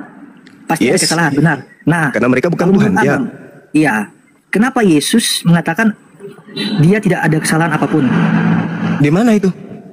Ya, sesuai juga dengan dikatakannya ketika Yesus akan dihukum, Pilatus mengatakan aku tidak pernah menemukan kesalahan apapun kepada orang ini. Nah menurut abang kan begini tadi, bahwa kriteria menjadi seorang hakim itu adalah jelas dia tidak berdosa misalnya, contoh ya seperti itu. Nah, kalau Yesus yang misalnya seandainya dia berdosa Bang, dan adalah manusia Bang, kenapa Bang dia ini bertugas untuk menghakimi orang-orang yang hidup? Bahkan sebenarnya logikanya begini Bang ya, saya kasih sederhana aja ya Bang. Jadi begini, kalaupun abang mempercayai Yesus itu sebagai utusan yang diutus Allah untuk menyampaikan firman Allah, tentunya Bang, seorang utusan pun tidak akan pernah luput juga yang dari yang namanya firman yang telah disampaikan kepadanya. Dalam arti begini, seorang utusan itu pun akan dihakimi Bang. Percaya nggak kalau seorang utusan akan menerima penghakim? Ya benar. Nah, kenapa Yesus yang adalah seorang utusan dalam arti manusia biasa, kenapa dia tidak dihakimi tapi dia menjadi hakim? Kata siapa Yesus tidak dihakimi? Dihakimi oleh Allah maksudnya Bang? Yes, betul. Iya, kalau ada coba bisa tunjukkan dalilnya di mana itu kalau Yesus tidak dihakimi atau Yesus itu dihakimi. Yesus. Jadi begini Bang. Coba Anda baca. Kan? Sama dulu. Coba Anda baca di dalam 1 Korintus 15 nomor 28. Oke. 15 ayat 58. 28. Ayat 28. Tetapi kalau segala sesuatu telah ditaklukkan di bawah Kristus, maka ia sendiri sebagai anak akan menaklukkan dirinya di bawah Dia yang telah menaklukkan segala sesuatu di bawahnya, supaya Allah menjadi semua di dalam semua. Oke. Kata takluk itu apakah dikatakan menghakimi Bang? Yesus ditaklukkan. Yang ada cuma satu saja. Sabar dulu. Jangan Anda cuma bermain di kata-kata, Bung. Yesus itu tak ada lagi, dia akan menjadi sama seperti manusia lain. Tidak ada lagi Yesus, sama seperti makhluk yang lain. Kenapa Yesus menjadi hakim? Seibarat begini, saya adalah seorang pimpinan. Saya mengutus staf saya ke Ambon, staf saya satu ke Ternate, staf saya satu ke Jakarta. Mereka staf-staf saya inilah yang tahu tentang karyawan yang ada di Ternate, yang ada di Ambon, yang ada di Jakarta. Maka saya memberikan kemudian kepada mereka wewenang untuk memutuskan perkara yang mereka lakukan di sana. Sama seperti Yesus. Yesus diutus ke atas muka bumi ini kepada Bani Israel. Apa tolak ukurnya? Yohanes 12 nomor 48. Barang siapa yang menolak aku. Nah sekarang yang menolak Yesus itu siapa? Anda atau saya? Saya menerimanya sebagai rasul. Anda menerimanya sebagai rasul, tapi Anda tuhankan. Anda menolak dia. Secara langsung Anda menolaknya, karena Anda menganggapnya rasul. Aku datang sebagai rasul, tapi Anda justru menganggapnya Tuhan. Berarti Anda menolak kerasulannya. Dia sudah ada hakimnya, yaitu firman. Firman yang mana yang dimaksud Yesus? Firman yang pernah Yesus sampaikan kepada Bani Israel. Bukan yang datang kepada Paulus, tapi yang dia sampaikan sebelum terangkat ke langit. Firman itulah yang menjadi hakim kelak. Nah kalau Anda mengatakan dia sebagai hakim, ya memang, karena dia dituhankan. Dituhankan di hadapan Tuhannya. Makanya dikatakan enyahlah daripadaku. Kenapa demikian? Karena orang-orang ini tidak melakukan kehendak Bapa. Kehendak Bapakku adalah kalian menganggap aku rasul. Supaya mereka tahu bahwa engkaulah yang telah mengutus aku. Berarti aku adalah utusanmu. Kehendak Bapakku adalah anggap saya utusannya. Bukan saya adalah Tuhanku itu sendiri. Nah, kemudian Anda bertanya tadi, mana Injil yang diberitakan? Mana segala firman itu? Anda katakan kalau ada yang palsu berarti ada yang asli. Tidak begitu. Yesus mengatakan segala firman yang engkau berikan kepadaku telah aku sampaikan kepada mereka. Mana segala firman itu? Tunjukkan ke saya. Ada? Tidak ada. Markus 1 nomor 14, Yesus memberitakan Injil kerajaan Allah. Mana Injil kerajaan Allah itu? Ada? Tak ada. Jadi kalau Anda mencari Injil yang diajarkan oleh Yesus, minta ke saya, Anda salah. Yesusnya mengajarkan Injil kepada Bani Israel. Minta kepada Bani Israel. Karena Yesus mengatakan, dia mengajarkan Injil kerajaan Allah kepada Bani Israel. Mana Injil kerajaan Allah itu? Tanya kepada mereka, jangan tanya kepada kami umat Islam. Masalahnya kan Bang, abang kan tadi kan mengatakan kan, itu kan nggak benar. Jadi saya minta pertanggungjawaban dari abang, karena abang yang mendalilkan itu, abang yang mengucapkan itu. Oke, sekarang begini. Ketika Yesus mengatakan segala firman yang engkau berikan kepadaku, pertanyaan saya, apakah kemudian surat-surat Paulus sudah ada pada saat itu? Ya memang belum ada Bang. Belum ada. Lalu surat-surat Paulus ini dari mana? Iya, kalau misalnya saya mengatakan kepada abang begini, surat-surat Paulus ini adalah surat-surat, dia kan mengatakan begini, Bang, aku adalah seorang rasul yang bisa dipercayai. Itu kan banyak pernyataan Paulus mengenai tentang dirinya, tetapi kan ya, sekarang permasalahannya, ada banyak Yesus, dari kalian teman-teman yang mengatakan bahwa Paulus ini rasul palsu. Dia memang palsu. Tidak ada pernyataan yang mampu melegitimasi dari pernyataan-pernyataannya atau apalagi dalam penulisannya, dalam surat-suratnya. Itu kan yang sering kali dikatakan. Nah, sekarang begini, Bung. Segala firman yang engkau berikan kepadaku telah aku sampaikan kepada mereka. Ada nggak Paulus di situ sebagai penerima? Iya, itu kan maksudnya Yesus kan sedang berbicara mengenai tentang tugasnya sendiri, Bang, bukan lagi berbicara tentang rasul-rasul. Lah enggak, jadi ketika Yesus melakukan penginjilan, dia mengatakan segala firman yang engkau berikan, segala firman yang engkau berikan telah aku sampaikan kepada mereka. Ada nggak Paulus di situ sebagai penerima? Memang kalau dari segi murid-murid, Paulus itu bukan termasuk dalam tugas itu lagi pula. Berarti tidak ada. Jawab aja tidak ada. Ada nggak Lukas hadir di situ? Kalau secara langsung dia tidak ada karena belum termasuk dalam murid itu. Tidak ada. Ada nggak Lukas di situ? Sebentar. Tetapi ketika ada seorang murid dari Yesus yang bernama Barnabas, yang kemudian juga adalah orang yang pertama membawa Paulus, memperkenalkan Paulus di lingkungan saudara-saudara, mereka itu cuma tafsiran kepepet. Enggak. Saya tanya, segala firman yang engkau berikan kepadaku telah aku sampaikan kepada mereka. Ada nggak Paulus di situ? Iya, saya sudah jawab tadi, nggak ada. Nggak ada. Ada nggak Lukas di situ? Iya, bukan Kefas, Petrus. Nah sekarang yang saya tanya, ada nggak penulis Matius di situ? Ada nggak penulis Matius hadir? Segala firman yang kau berikan telah aku sampaikan. Ada nggak penulis Matius hadir juga di situ? Yang disebutkan yang menulis Matius ini kan adalah murid Yesus. Matius ini. Oh bukan, penulis Matius itu bukan murid Yesus. Nggak ada, penulis Matius nggak ada. Dari mana datanya, Bang? Matius 9 nomor 9. Matius 9 nomor 9. Ya, saya akan baca. Jadi, penulis Matius itu bukan murid Yesus. Dia tidak ada ketika segala firman terkan kepada muridnya. Abang Matius, mengatakan segala firman yang telah engkau sampaikan kepadaku, telah aku sampaikan kepada mereka. Nah, jadi abang mempertanyakan. Telah aku sampaikan kepada mereka. Telah aku sampaikan kepada mereka. Tidak ada, Lukas tidak ada, Markus tidak ada. Penulis Matius pun tak ada. Penulis Matius pun tak ada di situ. Mengatakan bahwa Matius itu bukanlah Matius yang menulis sendiri, tapi orang lain. Tadi Matius berapa tadi, Bang? Matius berapa tadi, Bang? Matius 9 ayat berapa? Markus, Matius, Yohanes, penulis Yohanes itu semuanya tidak ada di situ. Enggak, maksudnya Matius berapa tadi yang didalilkan? 9, nomor 9. Oke, jadi maksudnya penulis Matius bukan murid Yesus. Dia orang yang tidak dikenali. Terakhir kemudian baru dianggap itu tulisan Matius, bukan. Begitu juga buku Yohanes. Buku Yohanes ini juga bukan murid Yesus yang menulis, tetapi orang lain. Anda boleh baca di dalam Yohanes 21 nomor 24 sampai 25. Bukti bahwa tidak ada penulis Bible itu murid Yesus, tak ada.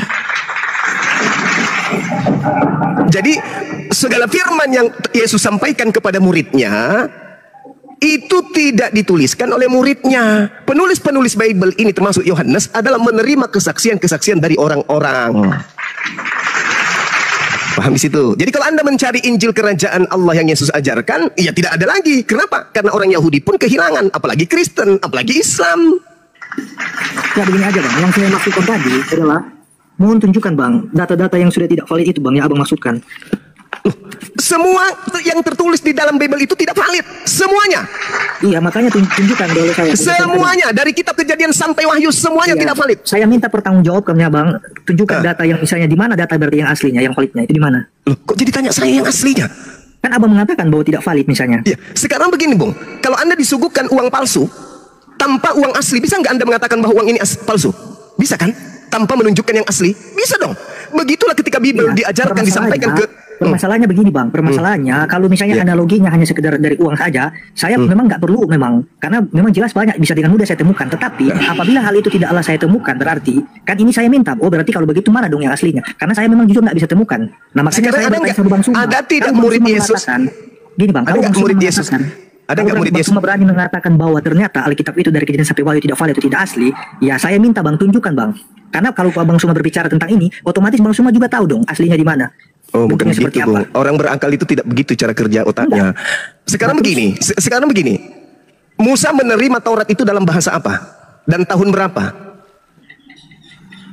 Lah, Bisa maksudnya jawab? masa Abang balik bertanya sama saya? Ini kan Supaya saya gini, Bang. jelaskan. Musa menerima Taurat dalam bahasa Ibrani di tahun 1400 sebelum Masehi.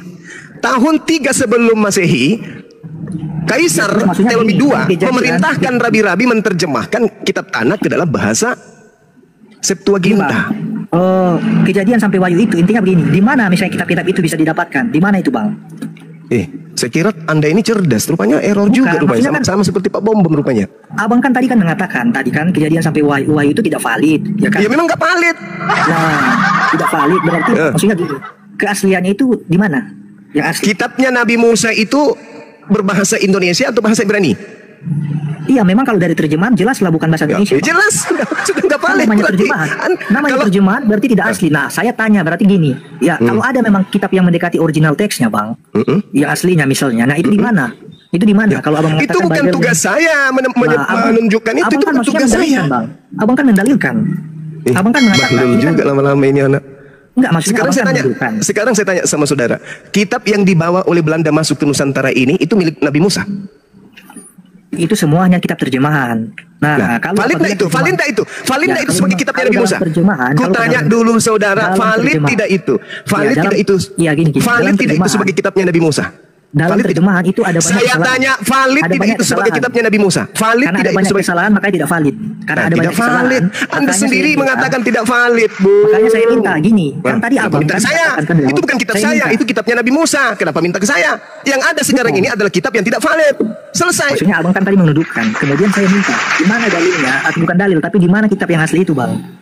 Ya, otomatis sakit, ketika Anda. ada orang yang mengucapkan itu tidak valid, berarti Oh, jadi ada kemungkinan. dia jadi tahu menurut juga saudara, aslinya di mana. jadi menurut saudara tetap aja valid terjemahan ini sebagai kitabnya Nabi Musa karena tidak bisa kita tunjukkan kitabnya Nabi Musa lagi gitu. Bukan, oke lah, bukan begitu. Tapi bagi Sakit saya otak mendengar Anda ini. pernyataan. Saya mengejar itu- pernyataan Abang Suma kan. Ya, itu aja Bang. Saya mengejar pernyataan Abang Suma aja. Katakan itu tidak valid sebagai kitabnya Nabi Musa karena memang bukan kitabnya Nabi Musa. Terus Anda mencari-cari alasan. Kalau begitu tunjukkan apa tanggung jawab saya untuk menjelaskan itu. Itu bukan kitab saya, itu kitabnya Bani Israel. Begitu juga ajaran Yesus. Yesus mengajarkan kepada murid-muridnya, bukan kepada Kristen, bukan kepada Lukas, bukan kepada Paulus, bukan kepada Markus, bukan kepada penulis Matius, bukan kepada penulis Yohanes, kepada muridnya. Kenapa? Karena menurut penyelidikan yang dilakukan penulis Yohanes, segala muridnya, semua muridnya tahu dengan benar dan percaya bahwa Yesus adalah utusan. Jadi kalau ada kemudian penulis-penulis, wartawan yang datang setelahnya mengatakan Yesus adalah Tuhan itu sendiri, itu wartawan Oke. tidak terdaftar. Oke. Bukan murid Yesus itu.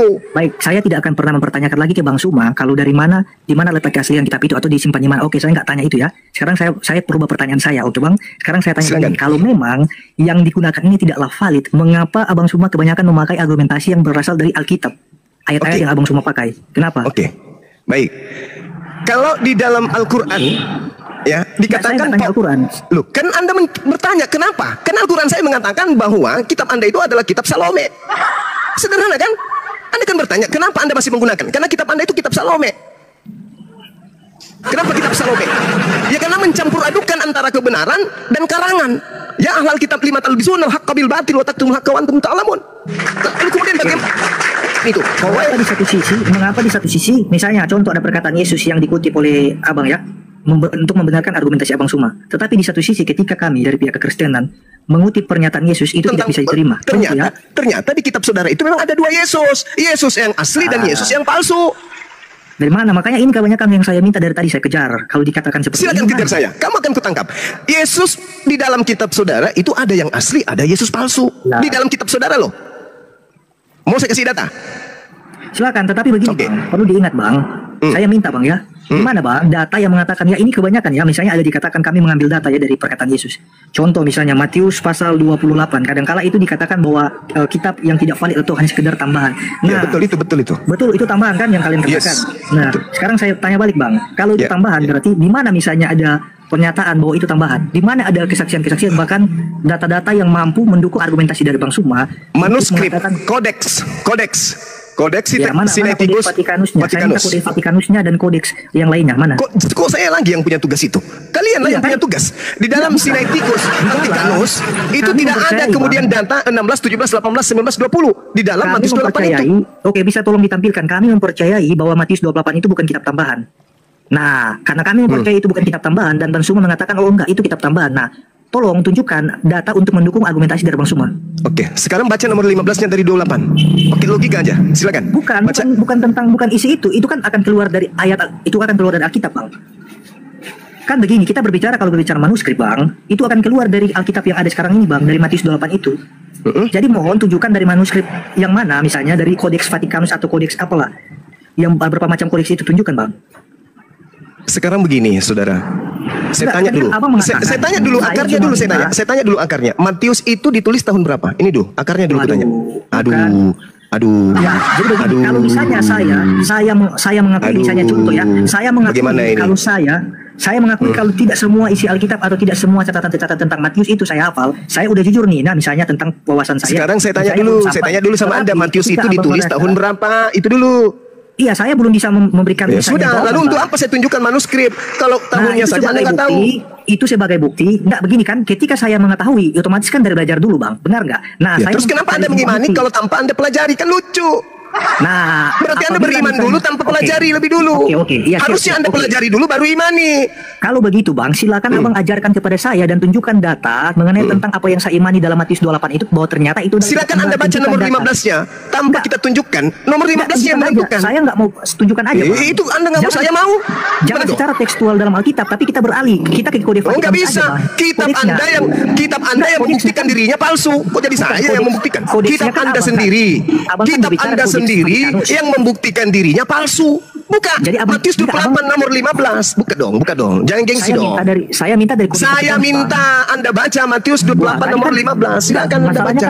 Abang kan mendalilkan tadi, Abang bilang begini bahwa Matius itu kitab tambahan 28. Ya memang tambahan. Ya, memang tambahan. Dan Abang juga mengatakan begini sama saya. Kamu itu jangan hanya sekedar mengimani tapi belajar dulu dong. Ya harus. Hanya orang bahlul yang beriman kepada sesuatu yang tidak dia tahu. Hanya orang bahlul. Kamu jangan sekedar imani tapi belajar dong. Belajar. Kenapa Anda tidak mau membaca nomor 15-nya? Kenapa saudara tidak mau membaca nomor 15-nya? Kenapa? Malu. Matius 28 nomor 15. Coba Anda baca. 15 ayat 15. Gitu. Kalau mau cerdas itu begitu. Jadi orang itu kan berbuat seperti yang dipesankan kepada mereka dan cerita tersiar antara orang hidup sampai sekarang. Nah, yang harus tersiar sampai sekarang apa? Ya ini kan cerita tentang dusta Mahkamah Agama. Iya, yang harus tersiar sampai hari ini apa? Itu cerita itu bahwa Yesus tidak disalibkan. Bahwa Yesus tidak dibangkitkan. Siapa bilang aduh pendusta pembohong? Ini berita yang harus tersiar adalah tentang tentara upahan, betul? Iya, tapi juga terus kenapa ada penambahan berikutnya? Pergilah ke seluruh dunia, jadikanlah seluruh bangsa muridku. Yang mana yang harus tersiar? Tentang tentara upahan atau beritakanlah atau jadikan seluruh bangsa jadi murid? Yang mana yang harus tersiar? Ya perkataan Yesus lah sendirilah, kan beda Bang. Ya itu dia tadi. Jadi yang harus tersiar sampai hari ini tentang tentara upahan. Bukan pergilah ke seluruh dunia. Itu data tambahan pergilah seluruh dunia itu. Itu adalah tambahan karena orang-orang Roma menginginkan seluruh dunia menjadi pengikut penyembah roh.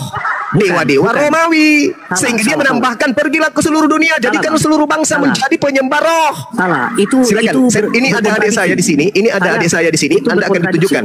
Dinda Jibril monitor kontradiksi sebentar. Apologetik sebentar. Apologetik Dek sebentar. Tadi kan kau minta data kodeks, kan? Ya, apa yang ingin tadi data apa? Monitor. Assalamualaikum. Waalaikumsalam warahmatullahi wabarakatuh. Waalaikumsalam warahmatullahi wabarakatuh. Nah, ini ternyata masih awam sekali anak ini. Ya, saya bantah dulu ya pernyataan Bang Suma ya. Oke, Nggak saya perlu, bantah nggak perlu. si awal, Kalau cuma Bang. membantah ayam pun bisa. 11, 12, Silakan 13, Dinda Jibril. 14, 15. Jadi 11, 12, 13, 14, 15 ini Bang. Bisa ada nggak yang bisa menunjukkan manuskrip Matius Oke, 28 sebentar, ini? sebentar Silakan. dicari, saya Enggak, berharap enggak. dulu ya, Kau Bang. diam aja, kau diam. Kamu Izinkan ilmu kan? saya, Boleh jadi. Ilmu secuil, ilmu secuil. Oke lah, tapi abang nggak Diam, bisa diam. menjawab ini. Jangan melunduk. Diam, Bang. diam, Ya. diam, dek, adik, diam. Nanti dijawab. Besarin, Kalau besarin. JT, kau kalau syahadat kau cerdas kau nih, betul cerdas. Nggak Kalau perlu, dia Bang. pakai Nggak otak perlu sih, saya kalau sadar. asumsi Iya. susah. Malah saya nggak perlu saya bersadat. Ya udah nggak usah, saya juga butuh kau. Yesus jadi- bersahadat. Saya juga nggak butuh Islam Bang. Iya, Islam juga jadi- kebetulan tidak butuh orang yang tidak punya otak. Kalau Lanjut. kalau di sini dilihat di Mark chapter 16 ini 8. Ini kalau kita zoom in ya. Nah, ini cuma sampai sini. Ini bawahnya kosong. Jadi yang 8 sampai 20 itu nggak ada sebenarnya. Ini original teks ya langsung dari Sinaiticus. Nah, dan ini juga dikuatkan oleh Text and Canon Institute dari textandcanon.org. Ini dari kekristenan. Kenapa di sini di list lagi list kodeks yang memang nggak punya ujung pasal itu. Jadi di Old Latin manuskrip Codex Bobenis ini nggak ada. Habis itu di Codex Syriac manuskrip nggak ada. Di Siddiq manuskrip nggak ada. Di Christian Palestinian nggak ada. Di Aramaik nggak ada. Aramenian manuskrip nggak ada. Di Georgian manuskrip pun nggak ada. Jadi dari kekristenan juga udah mengakui bahwa memang ayat-ayat ini nggak ada di ujungnya. Ini kosong. Ini kalau saya zoom Ya. out. Kalau saya zoom out memang, nah tuh kelihatan kan kosong. Matius 28 ini kan, Dek? Ini 16 Markus ya? 9 ke 20. Iya, itu Markus. Yang dimaksud Matius 28. Matius 28.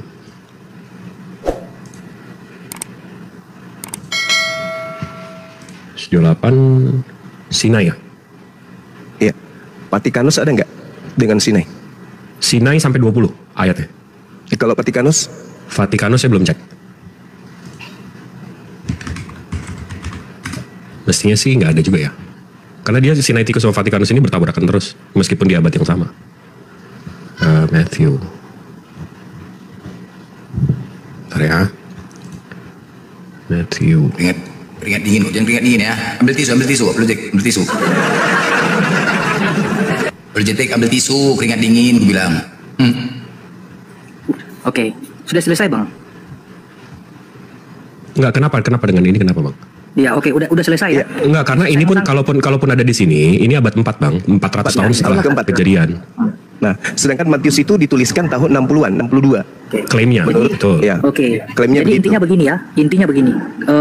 Karena tidak ada kode satupun yang menunjukkan bahwa ada berisi ayat dalam Matius 28 itu, berarti intinya itu tidak valid ya. Oke. Tetapi begini Bang, yang misalnya yang dikatakan dalam Matius 28 tadi itu, bahwa itu adalah ayat yang tidak valid. Pertanyaan saya Bang, kenapa di dalam Kisah Para Rasul Bang, ini jelas-jelas ya Bang, misalnya ada dari peristiwa Pentakosta ini ada orang-orang yang mendengar atau menyaksikan peristiwa Pentakosta ini, bukan orang-orang Yahudi saja. Oke. Biar sama saya aja Bang Zuma, bentar. Dia elang penduduk Mesopotamia dan lain Iya, sebagainya. boleh. Bang. Silakan, Dek. Kemudian disampaikan juga, dilanjutkan juga tentang khotbah Petrus di sini ya. Maka Petrus mulai berkhotbah kepada orang-orang ini Bang. Ini mereka menyaksikan bahwa peristiwa Pentakosta Bang. Bahkan Oke, juga Bang, oke. kalau misalnya kita menelusuri dalam surat Tuhan sih Bang, ada banyak misalnya tentang murid-murid ya. Jadi Iya. Paulus atau Petrus itu diperintahkan untuk orang-orang bersunat. Iya. Kemudian Iya. Saya melanjutkan. Enggak, tapi abang mesti pahami. Iya, saya Semua kitab yang abang pegang sekarang itu nggak ada di abad 1, abad 2, abad 3 bang. Nggak ada manuskrip atau tulisan langsung. Jadi kalau abang bilang, oh ada saksinya, mau di abad 1 mau 2 juta orang pun yang ngelihat. Tapi kalau dari 2 juta itu nggak ada yang nulis, itu berarti nggak ada buktinya bang. Karena di Bible abad 1, abad 2, abad 3 itu nggak ada bang. Jadi ini cuma imani saja. Tetapi kan begini Bang, ketika misalnya ada klaim-klaim bahwa ini tidak ada di abad pertama, abad kedua, dan abad kemudian, saya bingung juga ya, ada yang membuat saya bingung. Kebanyakan, justru dari Alkitab yang kami pakai inilah yang dianggap itu palsu, itu dijadikan argumentasi dari pihak lawan. Ya Nah, terus ini yang kalau membuat kalau kami- kita pakai oke, menurut abang kita kalau mau mematahkan pola pikir abang yang salah kaprah yang menuhankan dewa-dewa ini, kita mesti Nah, maksudnya begini. tunjukin apa Al-Quran. Abang nggak akan mengimani Al-Quran, abang nggak akan mengimani kitab yang dari abad 4 ini kan? Bukan persoalan apakah saya mengimani, bukan. Jadi begini, ketika disampaikan argumentasinya dan itu bersumber dari Al-Quran, Ya itu karena kepercayaan kalian, kitab suci kalian itu valid menurut kalian, dan saya hanya sekedar batas mendengarkan. Tetapi apabila bukan, tapi Al-Quran saya bisa buktikan, saya bisa tunjukkan abang sekarang Al-Quran yang abad 7 yang satu abad dengan Rasulnya, dengan penerima wahyunya, saya bisa cocokkan dengan Al-Quran yang 14 abad setelahnya, yaitu sekarang. Itu nggak ada perubahan. Sementara abang nggak bisa melakukan itu. Biblos abang abad 1 nggak ada, abad 2 nggak ada, abad 3 nggak ada. Saya tidak pernah mengatakan bahwa Al-Quran itu kitab yang tidak valid atau yang tidak asli. Enggak, saya nggak sampai di situ pemikiran saya. Tetapi yang saya heran adalah ketika dikatakan bahwa Alkitab ini adalah kitab yang tidak valid, Bang. Tidak ada di abad pertama dan abad kedua dan abad yang kemudian daripada itu. Nah, kenapa kebanyakan Alkitab yang kami pakai ini, Bang, kebanyakan dijadikan argumentasi untuk membenarkan. Ya itu tadi saya tanya, kalau saya pakai Al-Quran, abang nggak akan mengimani juga kan? Abang mengimani kitab abang kan? Kami menunjukkan bahwa kitab abang ini, menunjukkan bahwa kitab abang ini nggak bisa dijadiin pegangan untuk iman gitu loh. Sekali lagi begini, Bang, ya, kalau datanya bersumber dari Al-Quran, kan saya sudah bilang, saya tidak pernah persoalkan, oke lah, mau urusan saya mau terima atau nyanda, yang terpenting kalian pakai data yang dari kalian dan yang sesuai yang kalian imani. Tetapi kemudian kalau kalian memakai data dari kami yaitu Alkitab, dan kemudian di satu sisi juga kalian mengatakan ini standar ganda ya, Bang. Di satu sisi itu dijadikan sebagai suatu kebenaran untuk membela argumentasi kalian, tetapi di satu sisi itu dijadikan sesuatu yang bahkan disebut anatema ya. Anatema. Abang tahu nggak kenapa kami membahas ini? Karena abang menyamakan, abang menggunakan kata Allah, Isa Al-Masih dan seterusnya. Kalau abang pakai Theos, kalau abang pakai Tuhan abang, kayak orang-orang di luar negeri, kami nggak akan menyentuh karena abang mengaku ini Injil, sementara ini Evangelion, beda gitu loh. Sekali lagi begini. Abang mau nyuri diksi kami, tapi nggak mau disentuh, gimana nih? Sekali lagi begini ya, Bang. Saya bukan berarti melarang Anda untuk silakanlah. Kemudian silakan kalau Anda ingin memakai argumentasi yang bersumber dari Bible. Maksudnya begini, bukan begitu. Kalau Anda ingin memakai ayat-ayat dari Alkitab, abang napas dulu, santai aja. Anda misalnya, Anda ingin membenarkan argumentasi Anda lewat Bible, lewat ayat-ayat yang tertera di Alkitab, silakan. Nggak apa-apa, silakan. Tetapi jangan standar ganda dong, Bang. Maksudnya? Giliran kami yang memakai, kalian bilang, oh ternyata ini Alkitab. Abang mau pakai apa? Abang mau pakai apa? Enggak, maksudnya kan kadang-kala kan saya diskusi nih, Bang. Saya diskusi. Jadi saya diskusi, giliran misalnya saya menampilkan ayat, kemudian kan sesuai dengan pernyataan Bang Suma tadi, dengan bukan Bang Suma, mungkin abang yang mengatakannya tadi. Di abad pertama itu tidak ada, abad kedua juga tidak ada, abad ketiga tidak ada. Nah, jadi bagaimana nih, Bang? Yang kalau dikatakan abad pertama, kedua, dan ketiga dan seterusnya nggak ada, lalu misalnya tadi abang mengutip argumentasi dari Alkitab, berarti itu nggak bisa dijadikan pedoman dong dalam. Untuk abang nggak bisa, karena kan iman saya kan nggak di situ, iman abang di situ. Dan batallah juga lah misalnya otoritas ayat itu untuk mendukung argumentasi Anda. Karena kan dibilang kan itu nggak. Iya, itu kan dasar iman abang, bukan dasar iman saya. Abang paham nggak sih? Begini, oke, berarti iya saya paham. Berarti tidak baik dari argumentasi saya maupun Anda tidak akan pernah bisa valid kedua-duanya. Mengapa? Karena baik dari Anda maupun saya memakai argumentasi atau ayat-ayat pendukung untuk argumentasi kita. Bukan, kalau abang kita makanya sebelum dari kitab yang tidak bisa dipercayai. Makanya kita udah biasanya Bang Zuma sama apologet yang lain itu udah memahami kalau abang ini udah paham bahwa kitab abang ini memang dari abad 4 nggak dari abad 1, dan itu landasan iman abang. Kalau sekiranya pernyataan ini misalnya seperti itu, ya saya no comment, saya nggak bisa melanjutkan lagi. Intinya kan ini kan bicara mengenai tentang dasar. Ya udah, kalau memang jawaban abang akan imani saja, ya ngapain kita diskusi? Apa gunanya, Bang? Gini, Bang, ya, apa gunanya kita mendalilkan sesuatu, mengutip sesuatu, tapi dasarnya itu udah ketahuan misalnya dikatakan bahwa itu setuju. Apa gunanya misalnya? Ya setuju. Baik Anda maupun saya ketika mengutip satu ayat Alkitab, tapi itu tidak dijadikan misalnya sebagai dasar yang kuat atau punya otoritas. Itu kan landasan iman abang, diulang lagi. Itu kan landasan iman abang paham nggak sih, Bang? Saya percaya Alkitab ini adalah firman Tuhan.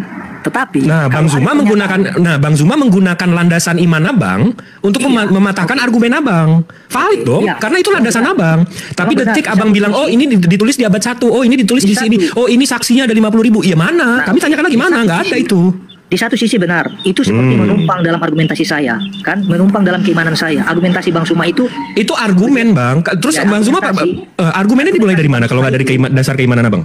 Iya, dia gunakan dari Alkitab yang saya percaya sebagai firman Tuhan. Di satu sisi, Alkitab yang saya pakai untuk membantah argumentasinya, ya seperti yang kamu katakan tadi, ini nggak ada di abad pertama, nggak ada di abad kedua dan seterusnya. Betul dong, baik dari kamu maupun dari saya. Betul. Nggak valid dong. Betul. Alhamdulillahnya, landasan iman kami nggak ada di situ. Jadi kami nggak gugur iman kami. Yang gugur itu iman abang. Makanya dari saya begini, apabila misalnya ini tidak lagi layak dipercayai misalnya oleh kalian, saya kan masih tetap percaya dan kalian nggak percaya. Oke. Tapi kalau begitu ya buat apa misalnya saya berargumentasi, sedangkan data yang saya paparkan tidak bisa diterima sebagai kitab suci atau keyakinan itu. Terus kami melandasi untuk mematahkan argumen abang dari mana? Iya, dari keimanan saya, tetapi Ya usul. iya, tetapi Gimana di sih, satu Abang? sisi, di satu sisi sederhananya begini, ketika saya mau memaparkan argumentasi untuk membantah argumentasimu, kamu mengatakan bahwa di abad pertama lo dan kedua dan ketiga lo tidak Begitu abang bilang udah ada saksi. Oh ini saksinya begini, oh ini saksi. Sementara saksinya nggak ada. Ini kita berdiri sendiri di abad keempat. Iya, supaya kita nggak bertele-tele sebenarnya gitu. Ini udah lumayan 40 menit. Fix aja lah. Yang awalnya saya meyakini tetapi kemudian tidak diakui. Oke, silakan, nggak apa-apa. Nggak, tapi di sini saya mau memberitahu bahwa yang abang yakini ada saksi dan seterusnya itu nggak ada, bang. Abang boleh cari tahu sendiri. Saya nggak akan ngajarin abang. Tapi kalau abang mau belajar, mau abang mau tahu dan abang bisa verified juga. Kitab abang ini nggak ada di abad 1, abad 2, abad 3. Saya bisa tunjukin dari Sinaiticusnya sendiri. Sinaiticusnya ini bapak-bapak gereja ini mengakui bahwa ini tulisan Kristen yang lengkap, termuda atau tertua, terawal, paling awal itu kata-kata mereka. Ini yang paling awal. Dan ini perkiraannya di 325 ke 350. Itu nomor 1. Kedua, kalau abang pelajarin lagi, abang percaya Tritunggal? Yes. Nah, kalau abang percaya Tritunggal, abang pelajari lagi. Tritunggal itu sumbernya dari Tertullian, bang. Abang bisa Google, abang bisa cari tahu. Bapak Trinity, Tertullian. Abang, oke. Tertullian itu lahir di tahun 155 ke 160. Meninggalnya di 220, 230. Abang tahu nggak Tertullian 40 ke 50 umurnya pertama, itu dia agamanya apa, bang? Ya, agama di luar Kristen. Roman Greco namanya. Konsep ketuhanan Roman Greco itu Kapitolin Triad. Tuhan Kapitolin Triad ini 3. Sang Bapa, Jupiter, Juno, Sang Firman. Ya, jadi Tuhannya Tertullian sendiri di 50 umur dia pertama itu Tertullian ini konsep Tuhannya itu Kapitolin Triad. Bapaknya Jupiter, anaknya Sang Firman atau Juno, habis itu the wisdom, Roh Kudusnya. Nah, Tertullian masuk ke Kristenan di umur 50, habis itu dia mengusung konsep Trinitas. Yehosua di abad 1 dijadikan Firman, Roh Kudus dijadikan the wisdom, Jupiternya digantiin jadi Tuhan Bapa. Di mana ajaran nabi-nabi ini, bang? Di ajaran abang sekarang ini. Ajaran nabi-nabinya di mana? Apakah benar Nabi Ibrahim alaihissalam pernah menyembah Tuhan yang 3-1-1-3?